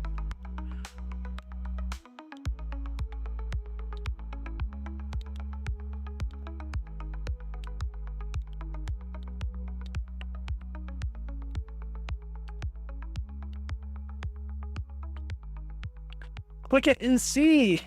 That's right. Why don't you click it and see what happens?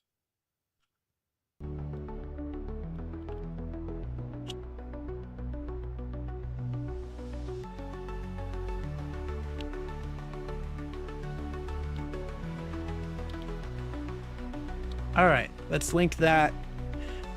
Let's see what happens here. And we're going to do this to see if it likes it. Okay, it likes it.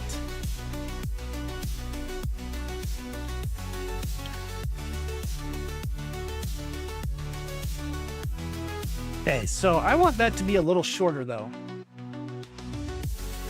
Will it work still? Daddy Wazzy, welcome in. Thanks for joining us. Okay, one more thing I want to try.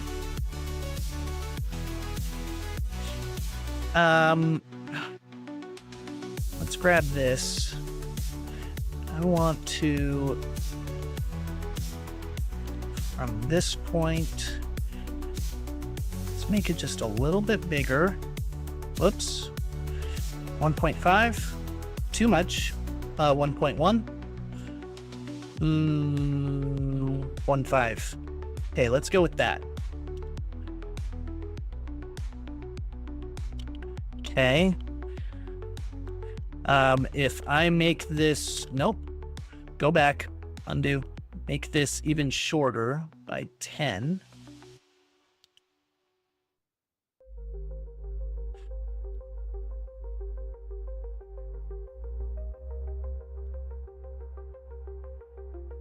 You know, it's funny you say that, Fern Dog. This is where I keep my beard snacks. Sometimes I get hungry and I just go in searching, I need my beard snacks, and I just grabbed like a Cheeto or something, or a Dorito. It's delicious.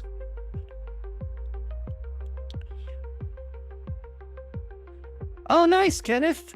I remember my first time printing TPU, I was super nervous because you hear all these horror stories trying to print TPU on how string it is or how it fails. And I remember my first time printing TPU, I was like, I sure hope this works. And I drugged the crap out of that stuff too. I was like, I don't want any stringing. That's right. Let's go back one.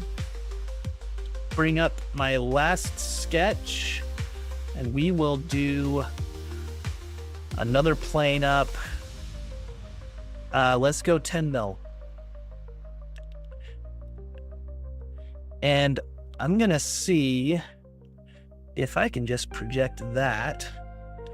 Now let's see who's boss.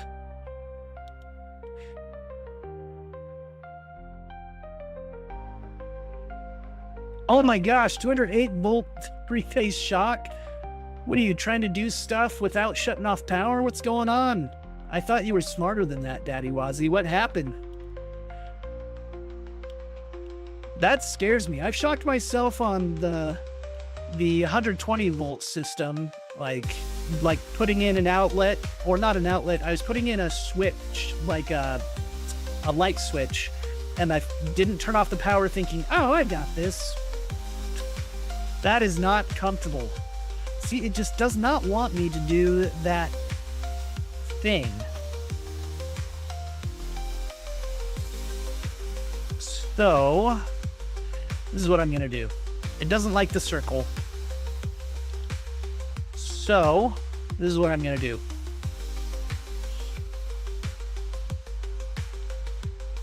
We're gonna do something very mild.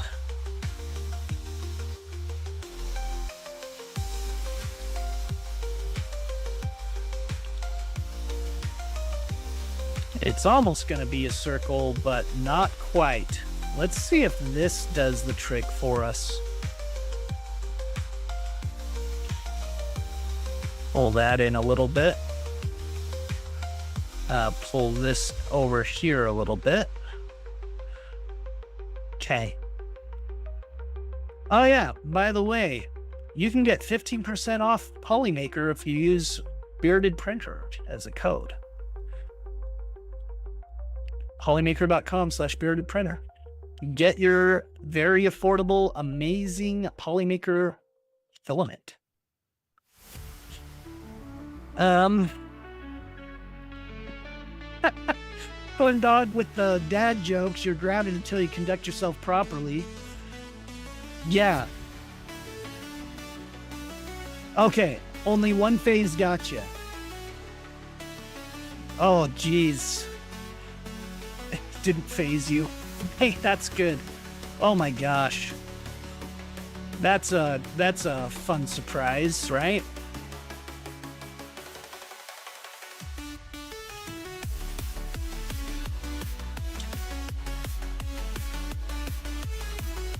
There we go. Will this work? No, it will not.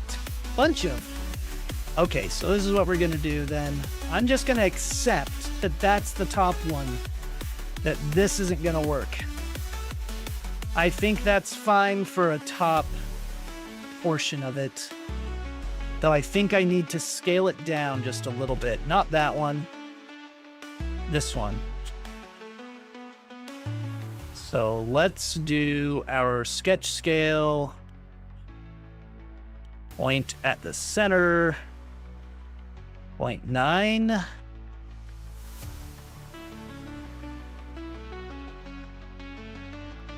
Let's go there.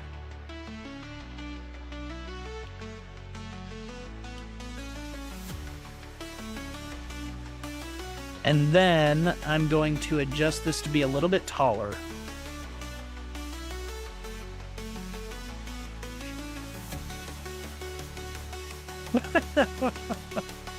Fern Dog with the jokes. With the jokes. All right.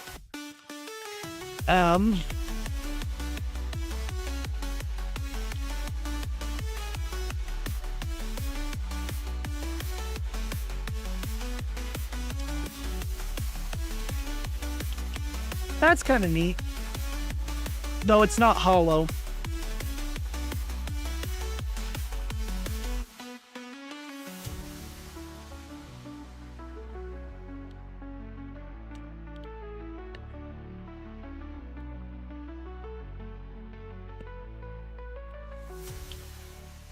You're so punny. That's right. Now, technically, this can now be printed in vase mode. I can export this and print it in vase mode, and I guess that might be okay. It wouldn't have a top. It would be hollow on top. So let's... What am I on? Lamp 004? Or 5. I can't remember what number of lamp I'm on. Let's pull up printables to look.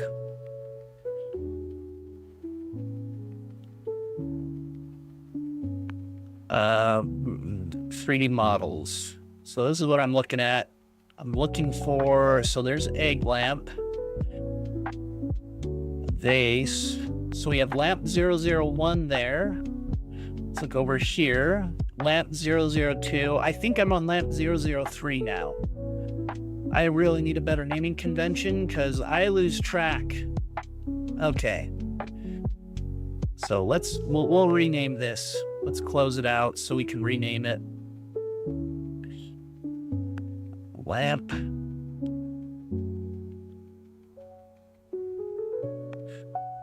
Go back. Recent data. Rename 3. There we go.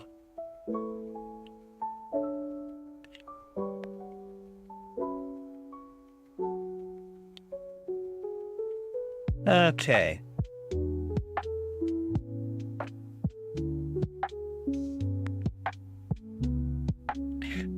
So now if we export this,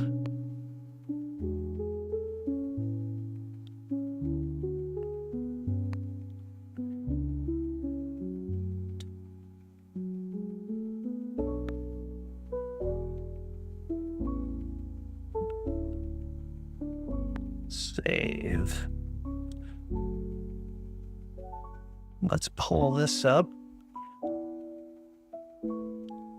Did I end up sending this? Yep, it's printing. Let's take a look at it. It's probably dark in there. This is in my basement. Neat. Okay.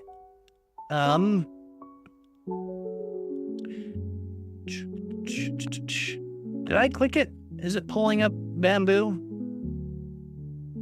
If I click this again, is it going to pull up another one?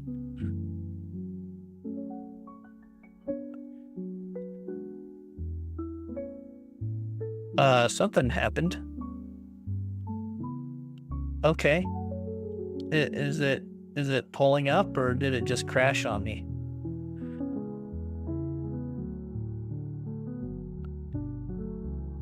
I bet if I try to do, so let's pull back here before I join that.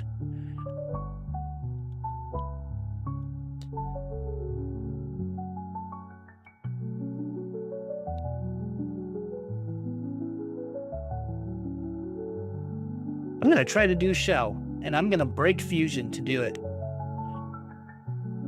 Let's do rounded. I'm gonna say 1 millimeter thick. See what happens. Okay, so I did pull up bamboo twice. I didn't remember that I had already clicked on it. Oh my goodness, what is taking you so long, bamboo? All right, we'll give you another minute to think about it. Oh wait, I broke fusion too. That's great.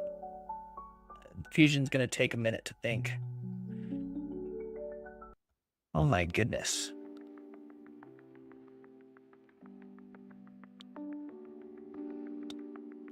Let's close this out. My camera is covering that part of the screen, so I have to find it. Okay. Lamp 3. Lamp 3. Is it too tall? No, it's not going to be too tall. I don't think so. 1, 2, 3, go. Fusion is taking up all the compute power, so my slicer is slow. I don't know how Zombie does it. I mean, I can understand keeping the slicer open while you're printing a project, but to have like 50 projects open at the same time, just save it and open it later.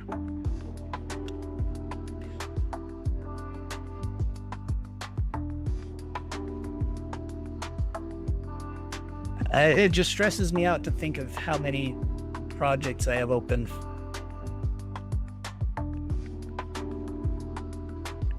Print just finished. Need to start the next one.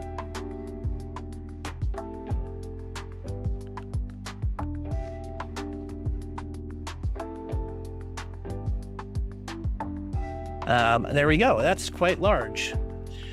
And if, let's see, how tall is that? Did I need to measure that, but it's thinking. Okay, well, if I slice this, I should be able to see how tall this part is. Did I say it was like 15 or something? I need more RAM. You know, yes and no. I have 80 gigs of RAM. The problem isn't so much the RAM. The problem is Fusion is heavy on the CPU processing. And I think the slicer is also heavy on the CPU processing. So if I have Fusion using up all my CPU cores and I try to use my slicer, it's gonna be a little slow.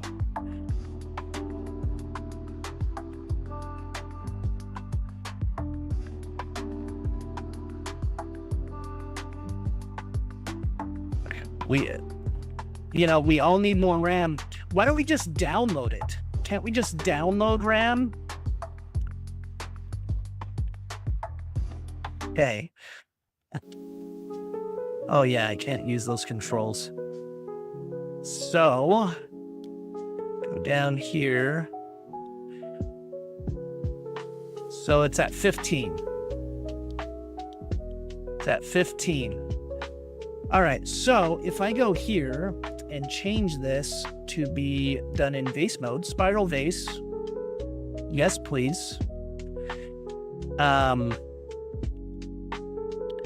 And I go back to strength, bottom shell layers. What's 15 divided by 0.2? So that would be 5 per millimeter. So, 5 times 15, what's that? I'm bad at math. Hold on, let me get my calculator. That's 75 layers. I believe I did the math right.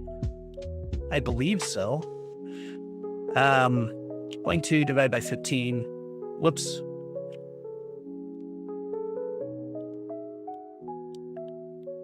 So 15 divided by 0.2. That's 75. Duh. I did that math a little bit backwards. Why didn't I just divide 15 by 0.2? That was kind of silly.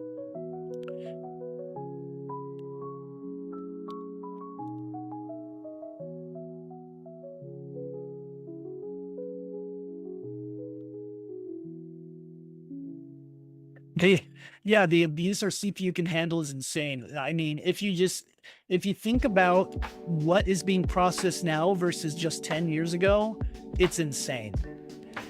Okay.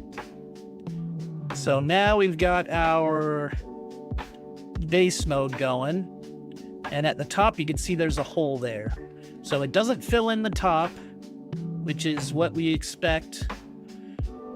So your little light can go in here and light can kind of show up top. So that could be one way to do it. Or we can, Fusion is thinking way too hard. Okay, let's just kill Fusion at the moment. Let's just kill Fusion. I made it work too hard. Close program. It's Bob's fault. I blame Bob.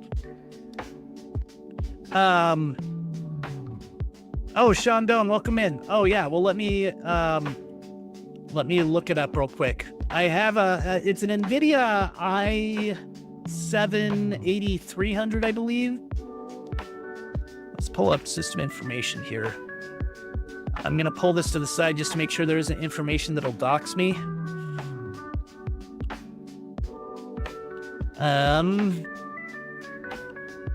It's an i7-8700.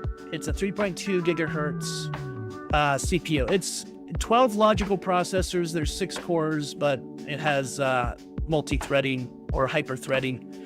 I have 80 gigs of RAM, and I have an NVIDIA 3080 Ti, for those who are interested.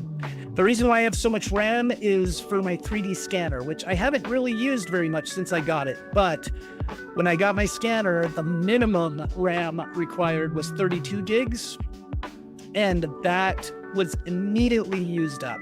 So that's just for it to function. So I got more RAM before the hike. I'll delete these. I don't need these. Before the hike in price, so that I could 3D scan things without it bogging down my computer so much. So my CPU is quite old. It is an old CPU. And, you know, despite it being old, I feel like it still performs really well. The computer I have is actually quite old. I just upgraded it. I have a tower computer, and I really like tower computers because they're so easy to upgrade versus laptops. So with this computer, I've upgraded it on multiple occasions. The first time I upgraded my computer, I actually ended up, like, if I wanted to upgrade the RAM, the standard of RAM would have changed. No, back up. If I wanted to upgrade the CPU, the standard socket on my motherboard would have changed. So then I had to upgrade the motherboard. And with the motherboard upgraded, my RAM would no longer fit because I had DDR3 RAM. And so then I had to upgrade my RAM to DDR4 RAM. And so I basically had to buy an entirely new computer at that point because I had to get a new CPU, new motherboard, new RAM.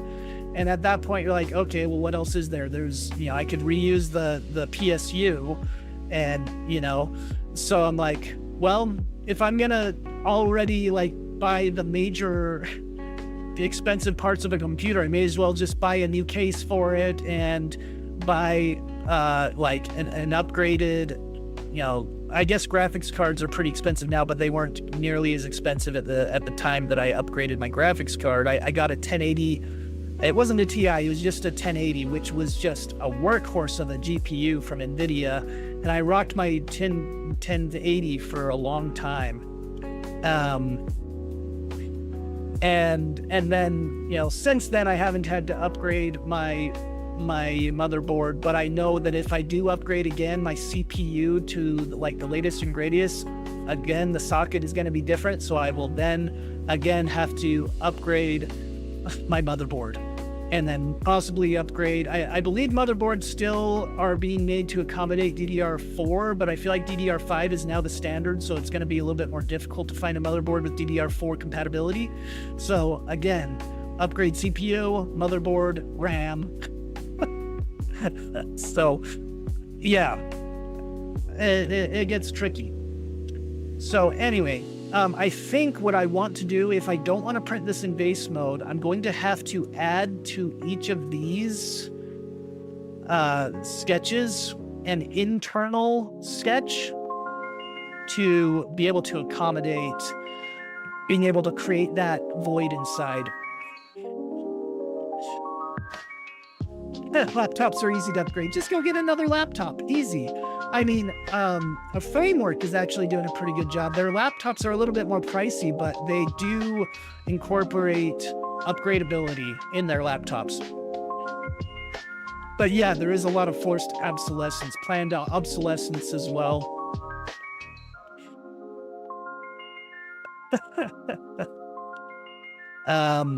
Yeah. On my wife had a really old laptop that we kept trying to upgrade. We eventually just had to buy a new laptop for. It had only 4 gigs of RAM in it, and it had an older CPU and stuff. And I thought, well, let's just replace the hard drive with a solid state drive, and the RAM wasn't soldered on, so we could upgrade the RAM.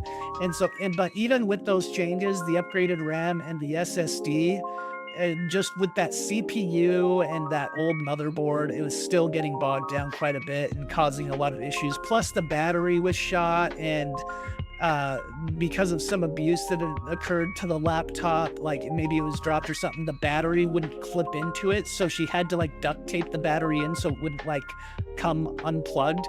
Anyways, it was time for a new laptop. We got her a new laptop after that because we're like, yeah, this isn't working. So we just got her a new one.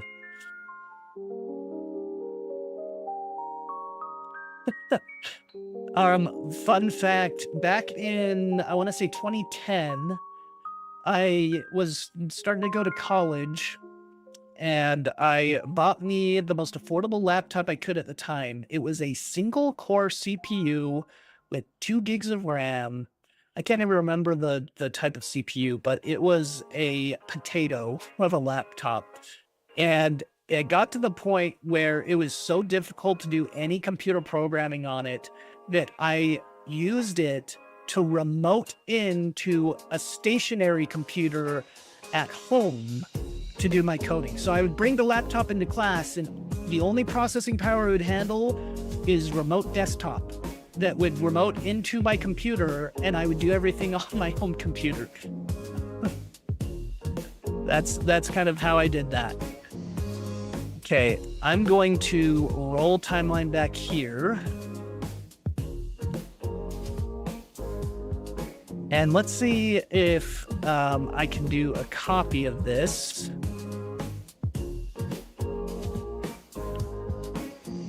And let's sketch scale. Nope, not that. I don't want a node. Center. You see, that's why I can't scale it, because right here, it overlaps. So I have to have a separate line that goes around.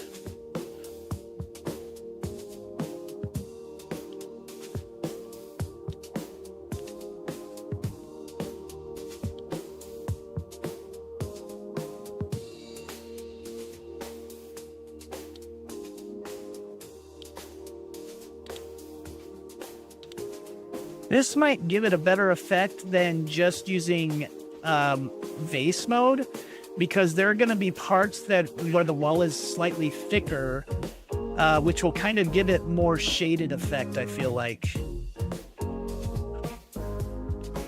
So this might be better, but it does take a little bit more time.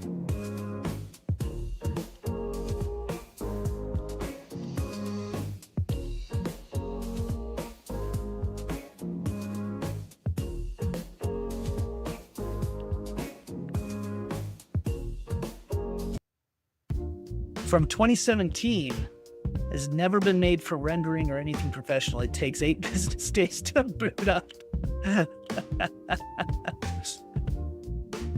Oh my gosh, that's hilarious. I feel it. I feel it.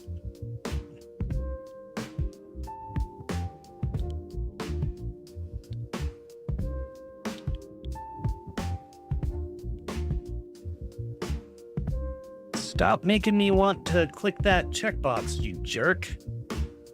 That checkbox is always in the way.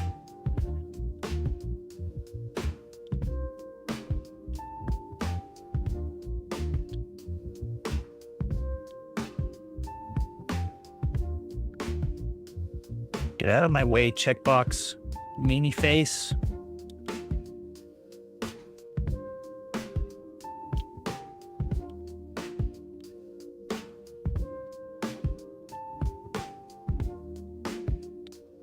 Hopefully this doesn't cause issues later. We'll have to see any issues that might occur.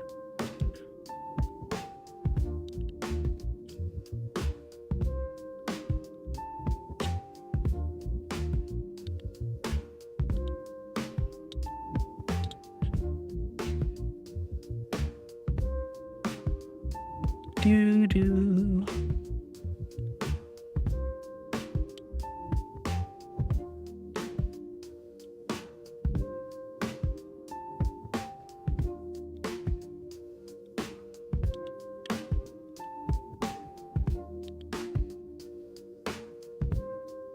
All right. That's messy. Okay, now we gotta fix stuff like this. Like this.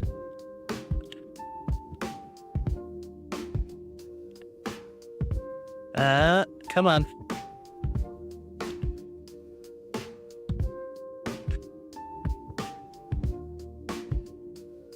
Eight business days. That cracks me up. I feel it though.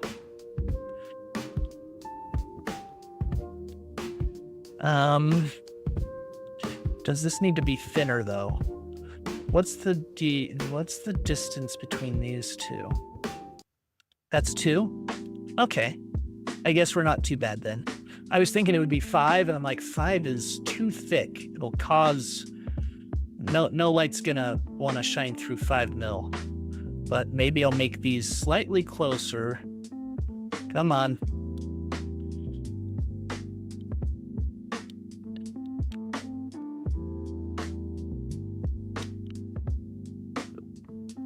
I worry about the loft of the internal void, that it might clip through some areas.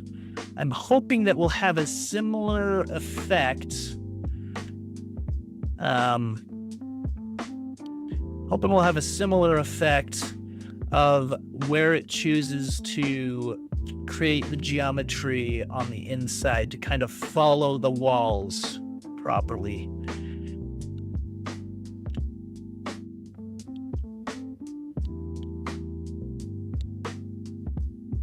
Come on.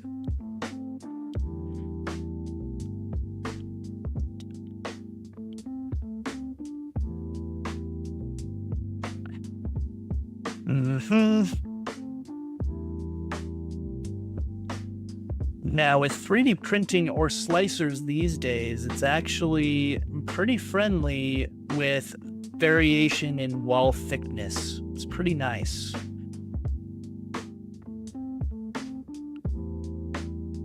Oh my gosh, 7 weeks from graduation? I would be so mad. Like, did you have to buy a whole new laptop just to graduate? I mean, that's rough. I would be pretty upset. That would be not a cost that I would want in my budget that close to graduation.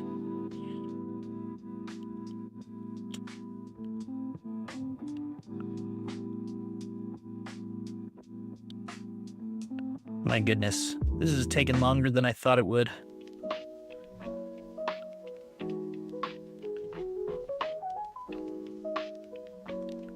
Oof.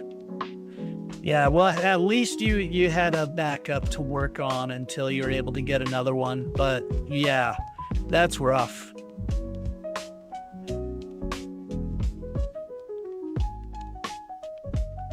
Said every artist and maker ever.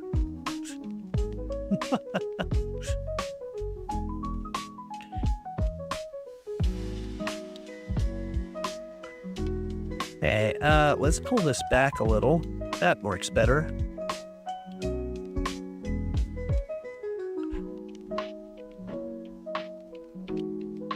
Yeah, a work laptop to do that. Doing an install. Good times. Where I work, there aren't a lot of what you would call power users that work where I work. It's actually fairly uncommon for someone to need admin access on their computers.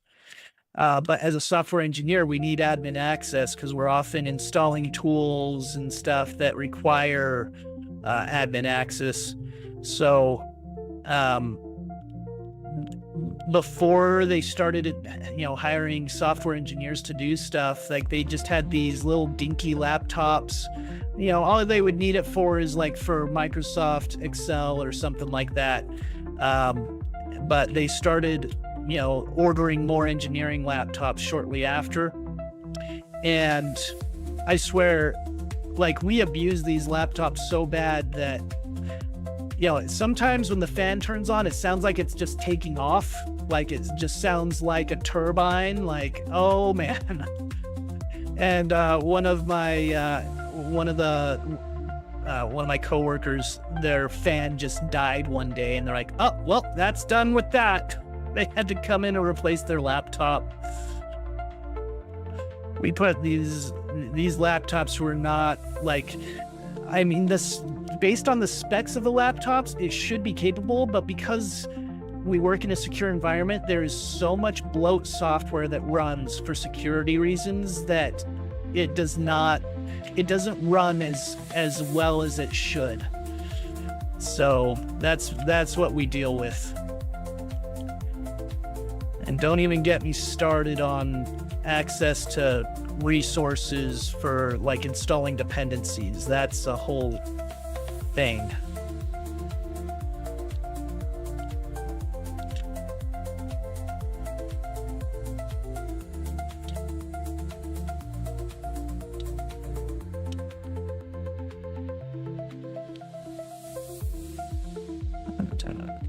We're getting there. We're getting there.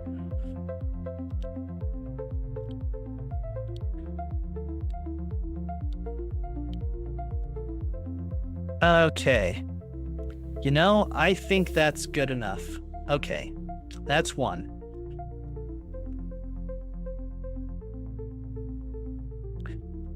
He's laughing through the pain. That's right.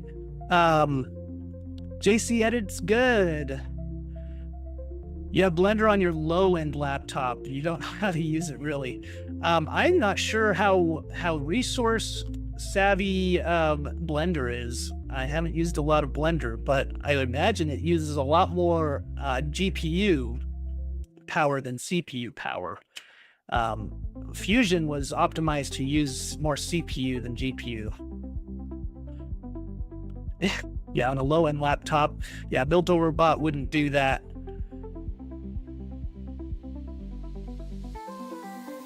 Oh, is Blender pretty intense? I mean, it would make sense because it's got a lot going on for it, for like rendering and whatnot. All right, let's move on to the next one. Okay. Now I'm gonna instead of having to go around twice, I'm gonna be more conscious about where I'm placing these.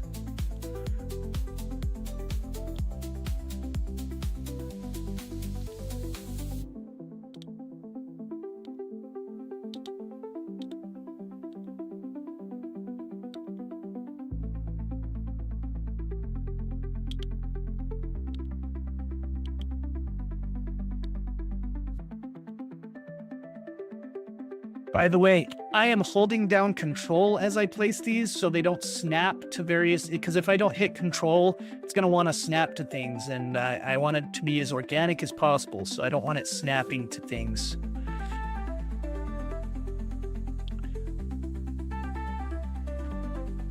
It always Blender more CPU, but still, I mean, if you have a low-end laptop, it's going to hog up all those CPU resources, right? And I think the best kind of Blender is a Ninja, isn't it? You want Ninja Blender.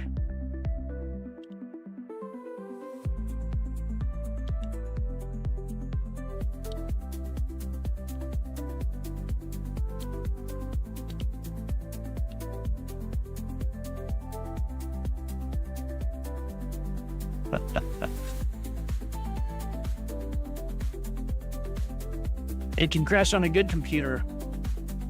I think I need to, Built Over Bot, I think you need to do some design on your streams so that I can try to make your Blender crash.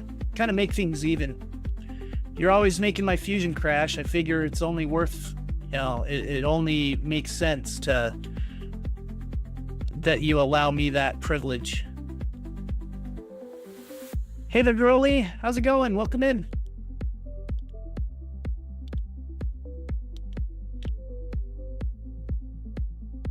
Ooh, you're doing Blender on stream Sunday. Neat. I'll see if I can attend that. Sundays are usually pretty busy for me. I'm always sad that I miss quite a few streams on Sundays. And then by the time by the time people are streaming in the evening, I'm putting my kids to bed. And so I get pretty sad.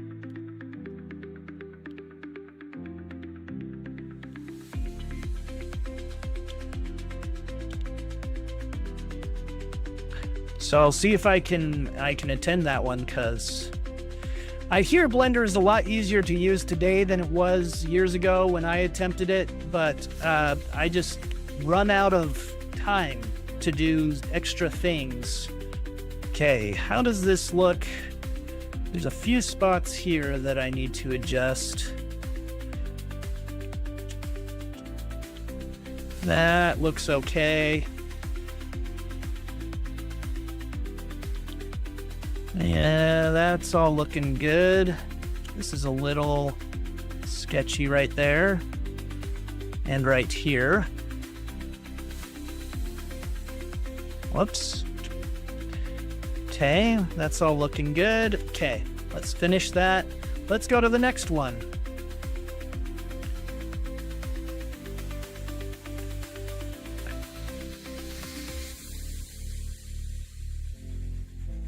Oh, this Sunday will be car show. Oh, so I missed. Oh, I missed the stream on Sunday when you did Blender stuff.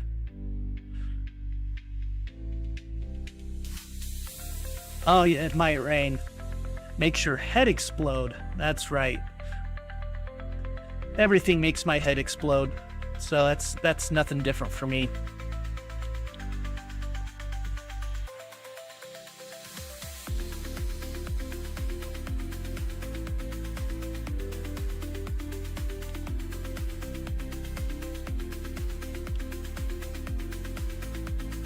Sometimes it makes it look like it's going to do something weird like this, but once it connects, it almost like corrects itself because I'm kind of following the same trajectory as these other points.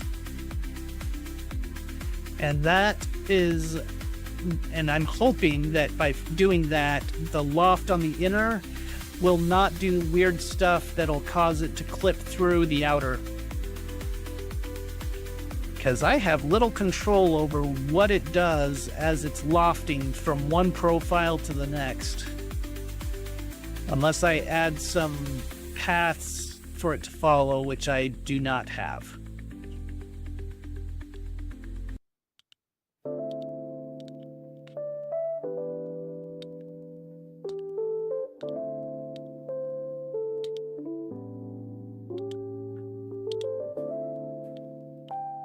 Whoop. There we go. Does it make your head feel like it's in a blender? Absolutely. Okay, so that's all looking good. I'm not seeing many sketchy things going on here. I do want these to be somewhat closer.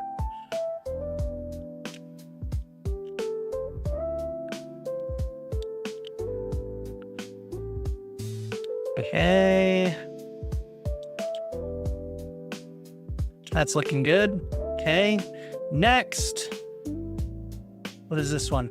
Don't care about that one. What is this one? Okay.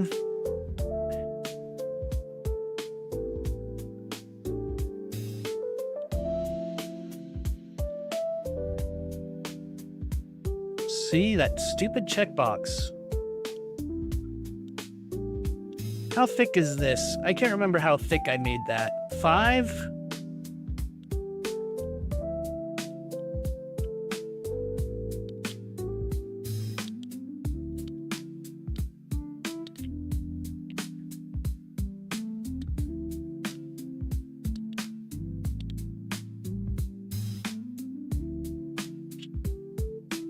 Oh, well, I mean, following that donut tutorial, as soon as you finish it, you know Blender, right?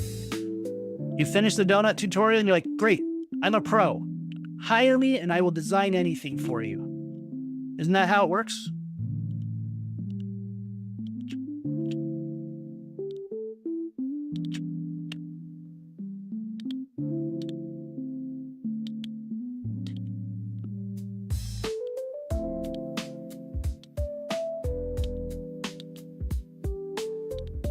I will learn Blender in an hour. It's like those YouTube tutorials. That's how they get you. Like, learn this in an hour. And it's like an hour-long tutorial on just how to do one specific thing. And then as soon as you want to branch outside of that, you're just like, I have no idea what I'm doing.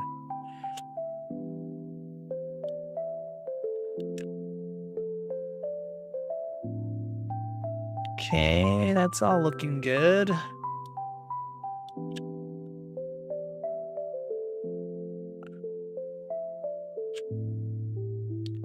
Probably didn't even need to do that one. But oh well. What's this one? I think we're going to not do that one. Okay, let's save this. Because I have a feeling Bob is going to crash my fusion again as soon as I get to this next spot. Maybe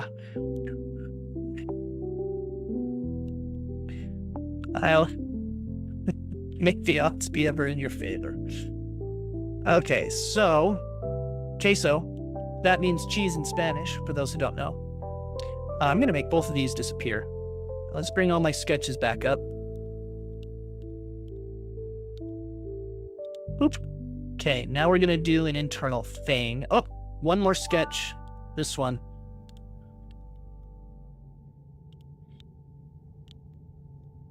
We want to project that inner circle too.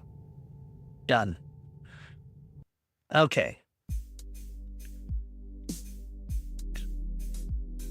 Yep, this is going to be fine. I believe in myself. Okay, here we go. This is where we hope that all our hard work is going to be fruitful. We only want to go up to there. We want something right underneath that.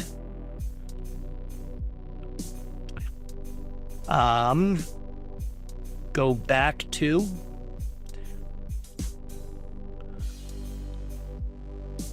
We don't want this. Well, actually, yeah. Let's do this. Go based off of that, but bring it down. I don't know. I feel like 2 millimeters above that should be fine.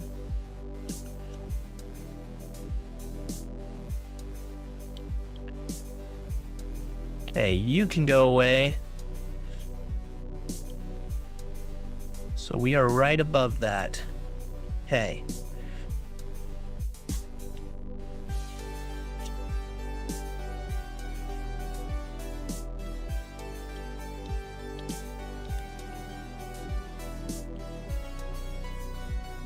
I think this is going to be mild enough to where we might be able to do a, what's it called? Oh, no. No, that's not going to work. Undo. That's not going to work.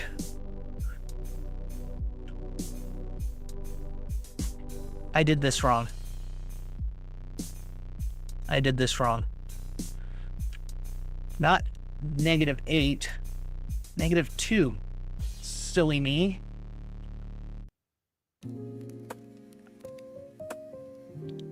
Oh. Okay. And I'm going to project this, nope, not that one. This. Okay, you go away for now. Let's project this guy. Okay, now you go away, come back. And now let's do... Yeah, let's see if we can scale this. Nope, that's not gonna work. Fine. Fine. Be that way.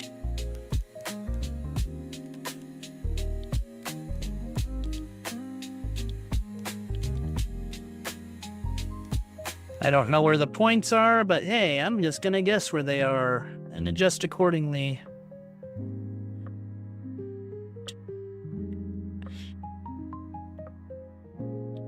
I fooled you guys. I said we were almost done.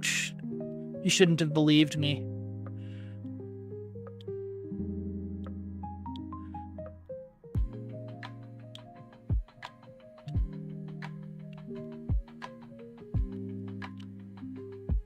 Bring you down here more.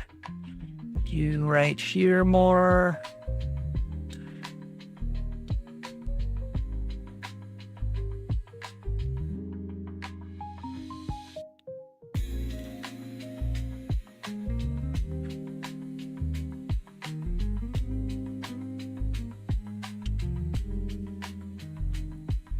Okay.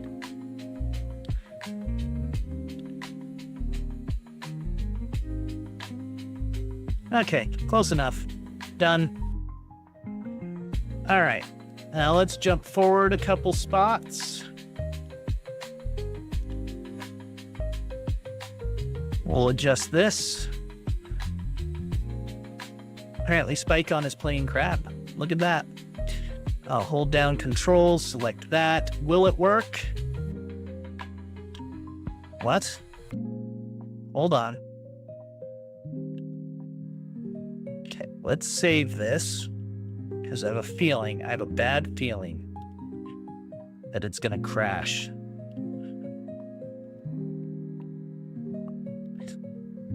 Okay.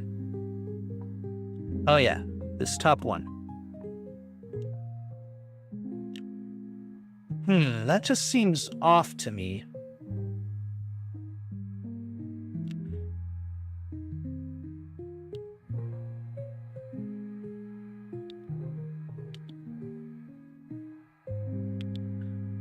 Ah. Huh. Hold on. That is the top one, so I'm not using this one at all. What was I thinking? What was I thinking? So, we need to go back. I feel silly.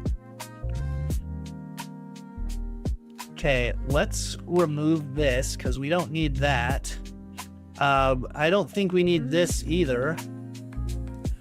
So this is the official top. So I need...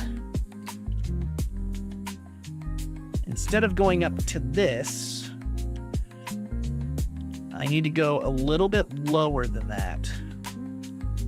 -2. There we go. Okay. And now I'm going to sketch here. And I'm just going to project this. Since we've already made it, why not reuse it?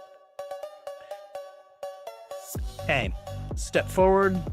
Step forward.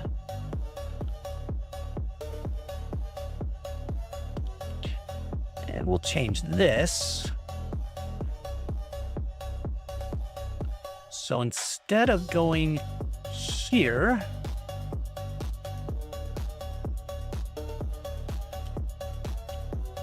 this is going to be a little tricky with that active.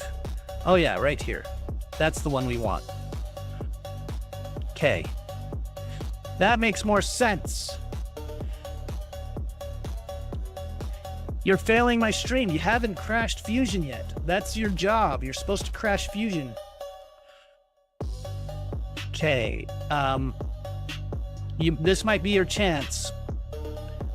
We're going to cut this using this.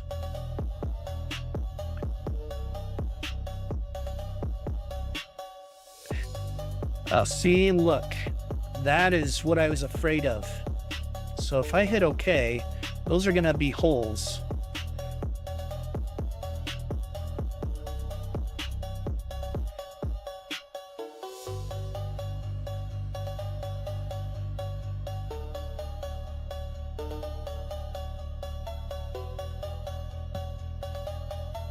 Did I break it?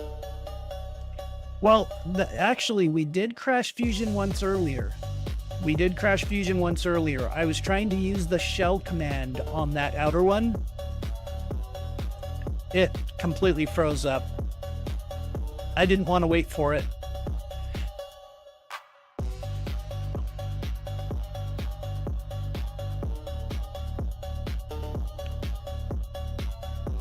See, look.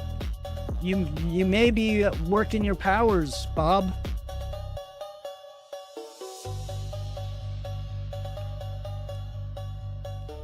You may be working your powers.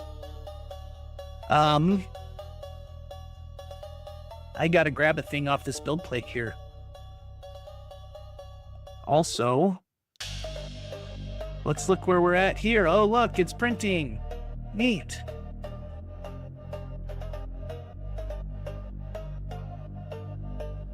Ta-da!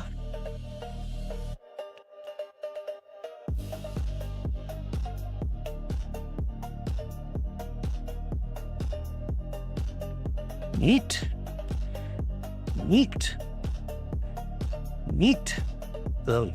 Using PETG as supports is fantastic. Highly recommended. If you have a multi-nozzle or tool changer, you need to be doing that more if you're not already doing it.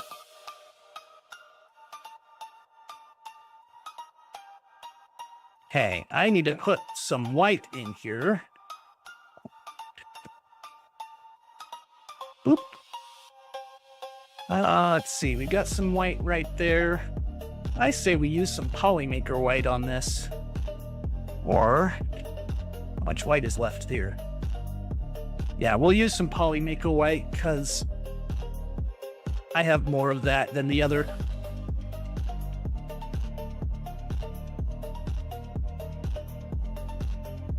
Just regular white. Nothing fancy. Edit. Generic. PLA. White. Confirmed. And I have to do the read nozzle info. For those who haven't heard my spiel or my rant about the stupid lead nozzle info on my H2D, I have to do that. Yep, I think Fusion's broken trying to combine those two. I am printing this fun little duck. And I think on this build plate, I'm going to... Oh, where's my... Oh, really?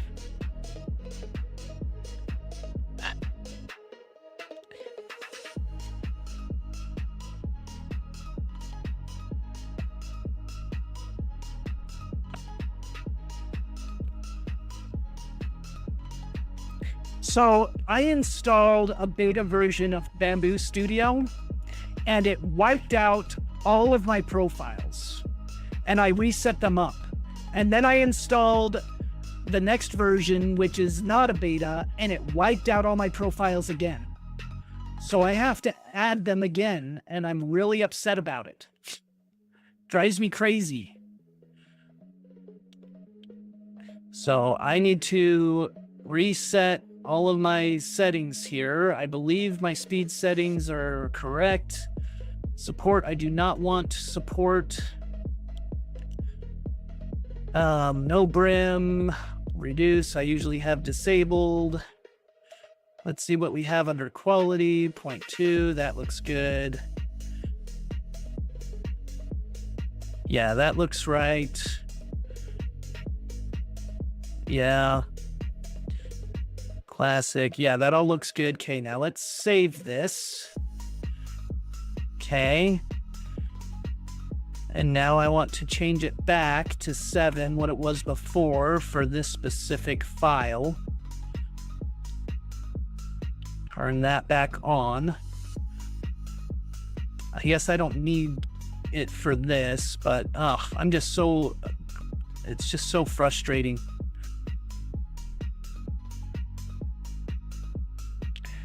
Yeah, so I have to re-add in all of my profiles again that I had. Like even these, like I have my printers play the Kirby theme when it starts and when it ends. And I had to re-add that G code to add that music on all of these. Like, come on. Okay.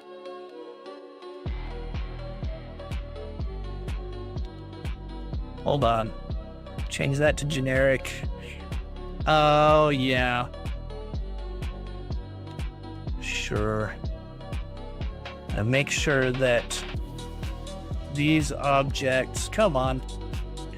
This object is using that. This object. Really?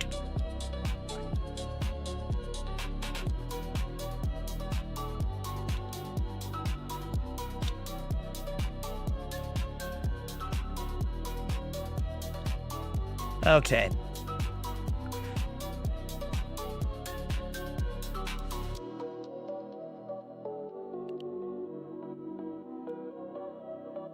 Oh yeah, that's right. I'm gonna have both of them come over here. Custom.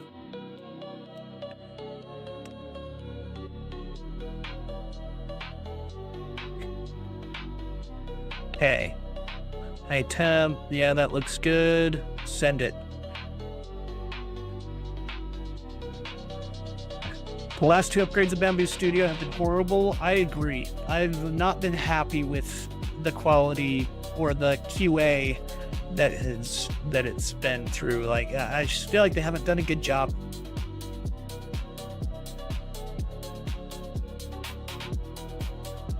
Yeah, so, and I'm sure you heard all that regarding Bamboo trying to, sending a cease and desist to that one, to Powell, what is that his name?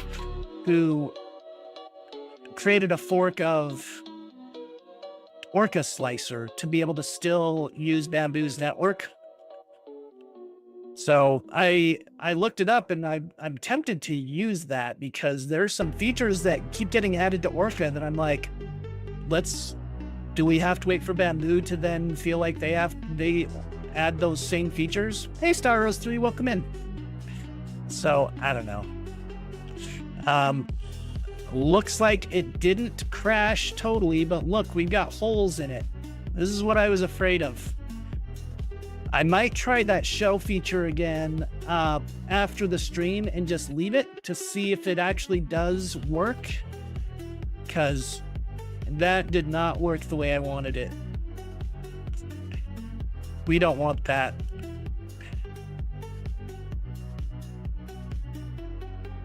You just want it to work on LAN? Yeah, I get it. I mean, it's really convenient to just send stuff over the network, but to not have to use Bamboo's cloud infrastructure to do that, I feel like that's really good. I mean, with Clipper machines, that's already a thing, right? Anytime I send something to my Clipper machine, it's basically working over LAN. It connects via internal IP address to that printer, and it can send files back and forth. It doesn't have to hit a cloud service before sending the files, right? So, I don't know. All right. Yeah, that's looking good. So, I might just see how that goes. I'm going to delete this.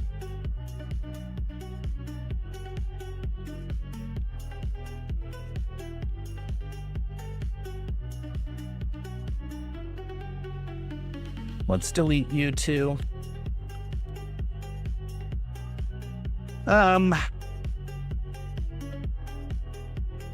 wonder how scale will perform.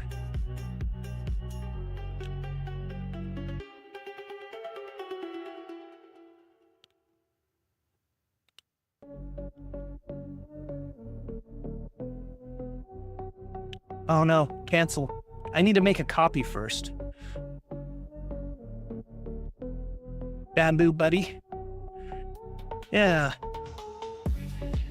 So what does the software do though? Is it the same where it's oh yeah, I think I remember hearing about that.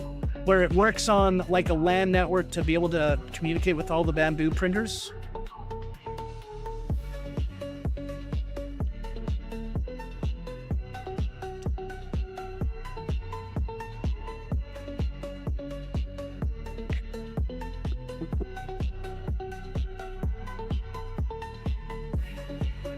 It replaces Bamboo's cloud.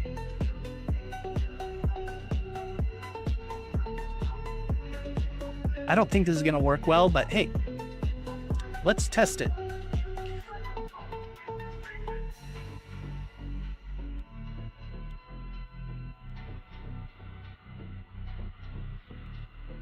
Octopi for your Sovals? Yeah.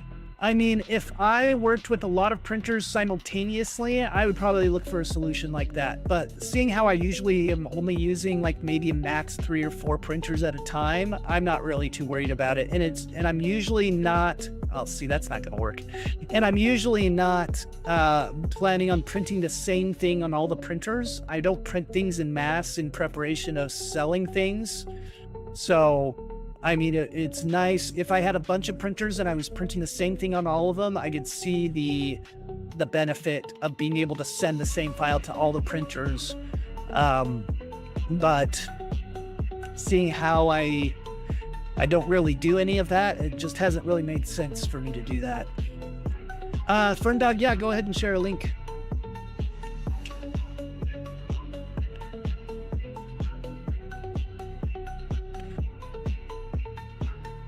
Yeah, the way this red is seeping through, it makes me think that this isn't going to work.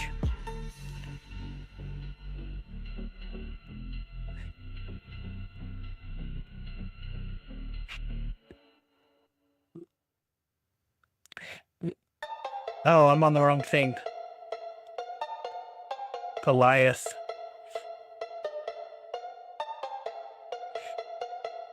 Okay. Yeah, so I might print this version because, you know, I'm sure it probably still looks cool to do as base mode. What I forgot to do is the thing in the middle. So I'll probably do that on next stream or over the weekend. Probably next stream because I probably won't be doing much modeling. But I want to add some kind of interface for the base where you can insert your light bulb and then just set that on top of it. I haven't done that this stream. I was mostly focused on making this neat thing.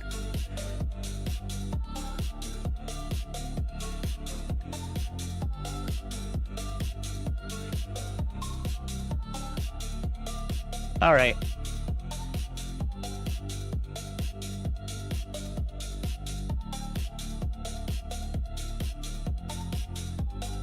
Let's see.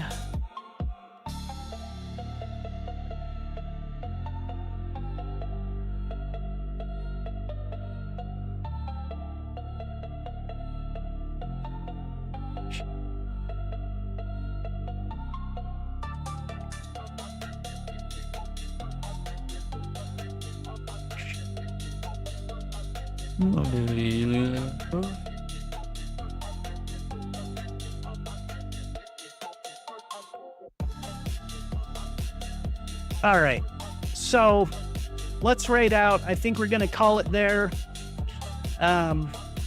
Fusion is being Fusion and taking a long time to do interesting things.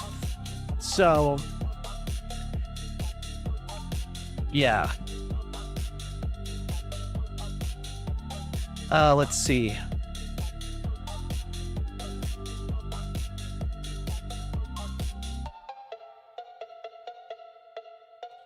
We're gonna raid out to Zach M. Rutledge. He's a Lego brick building guy, so he's working on an upscale Darth Vader build right now. So we're gonna watch some fun Lego building. So let's stay for the raids, tell him hi, and tell him to do the things and accomplish the stuff. So, again, I am Eric, aka Bearded Printer, and I attempt to do the things and accomplish the stuff despite my struggles. And I'll see you all on Friday. Thanks for joining.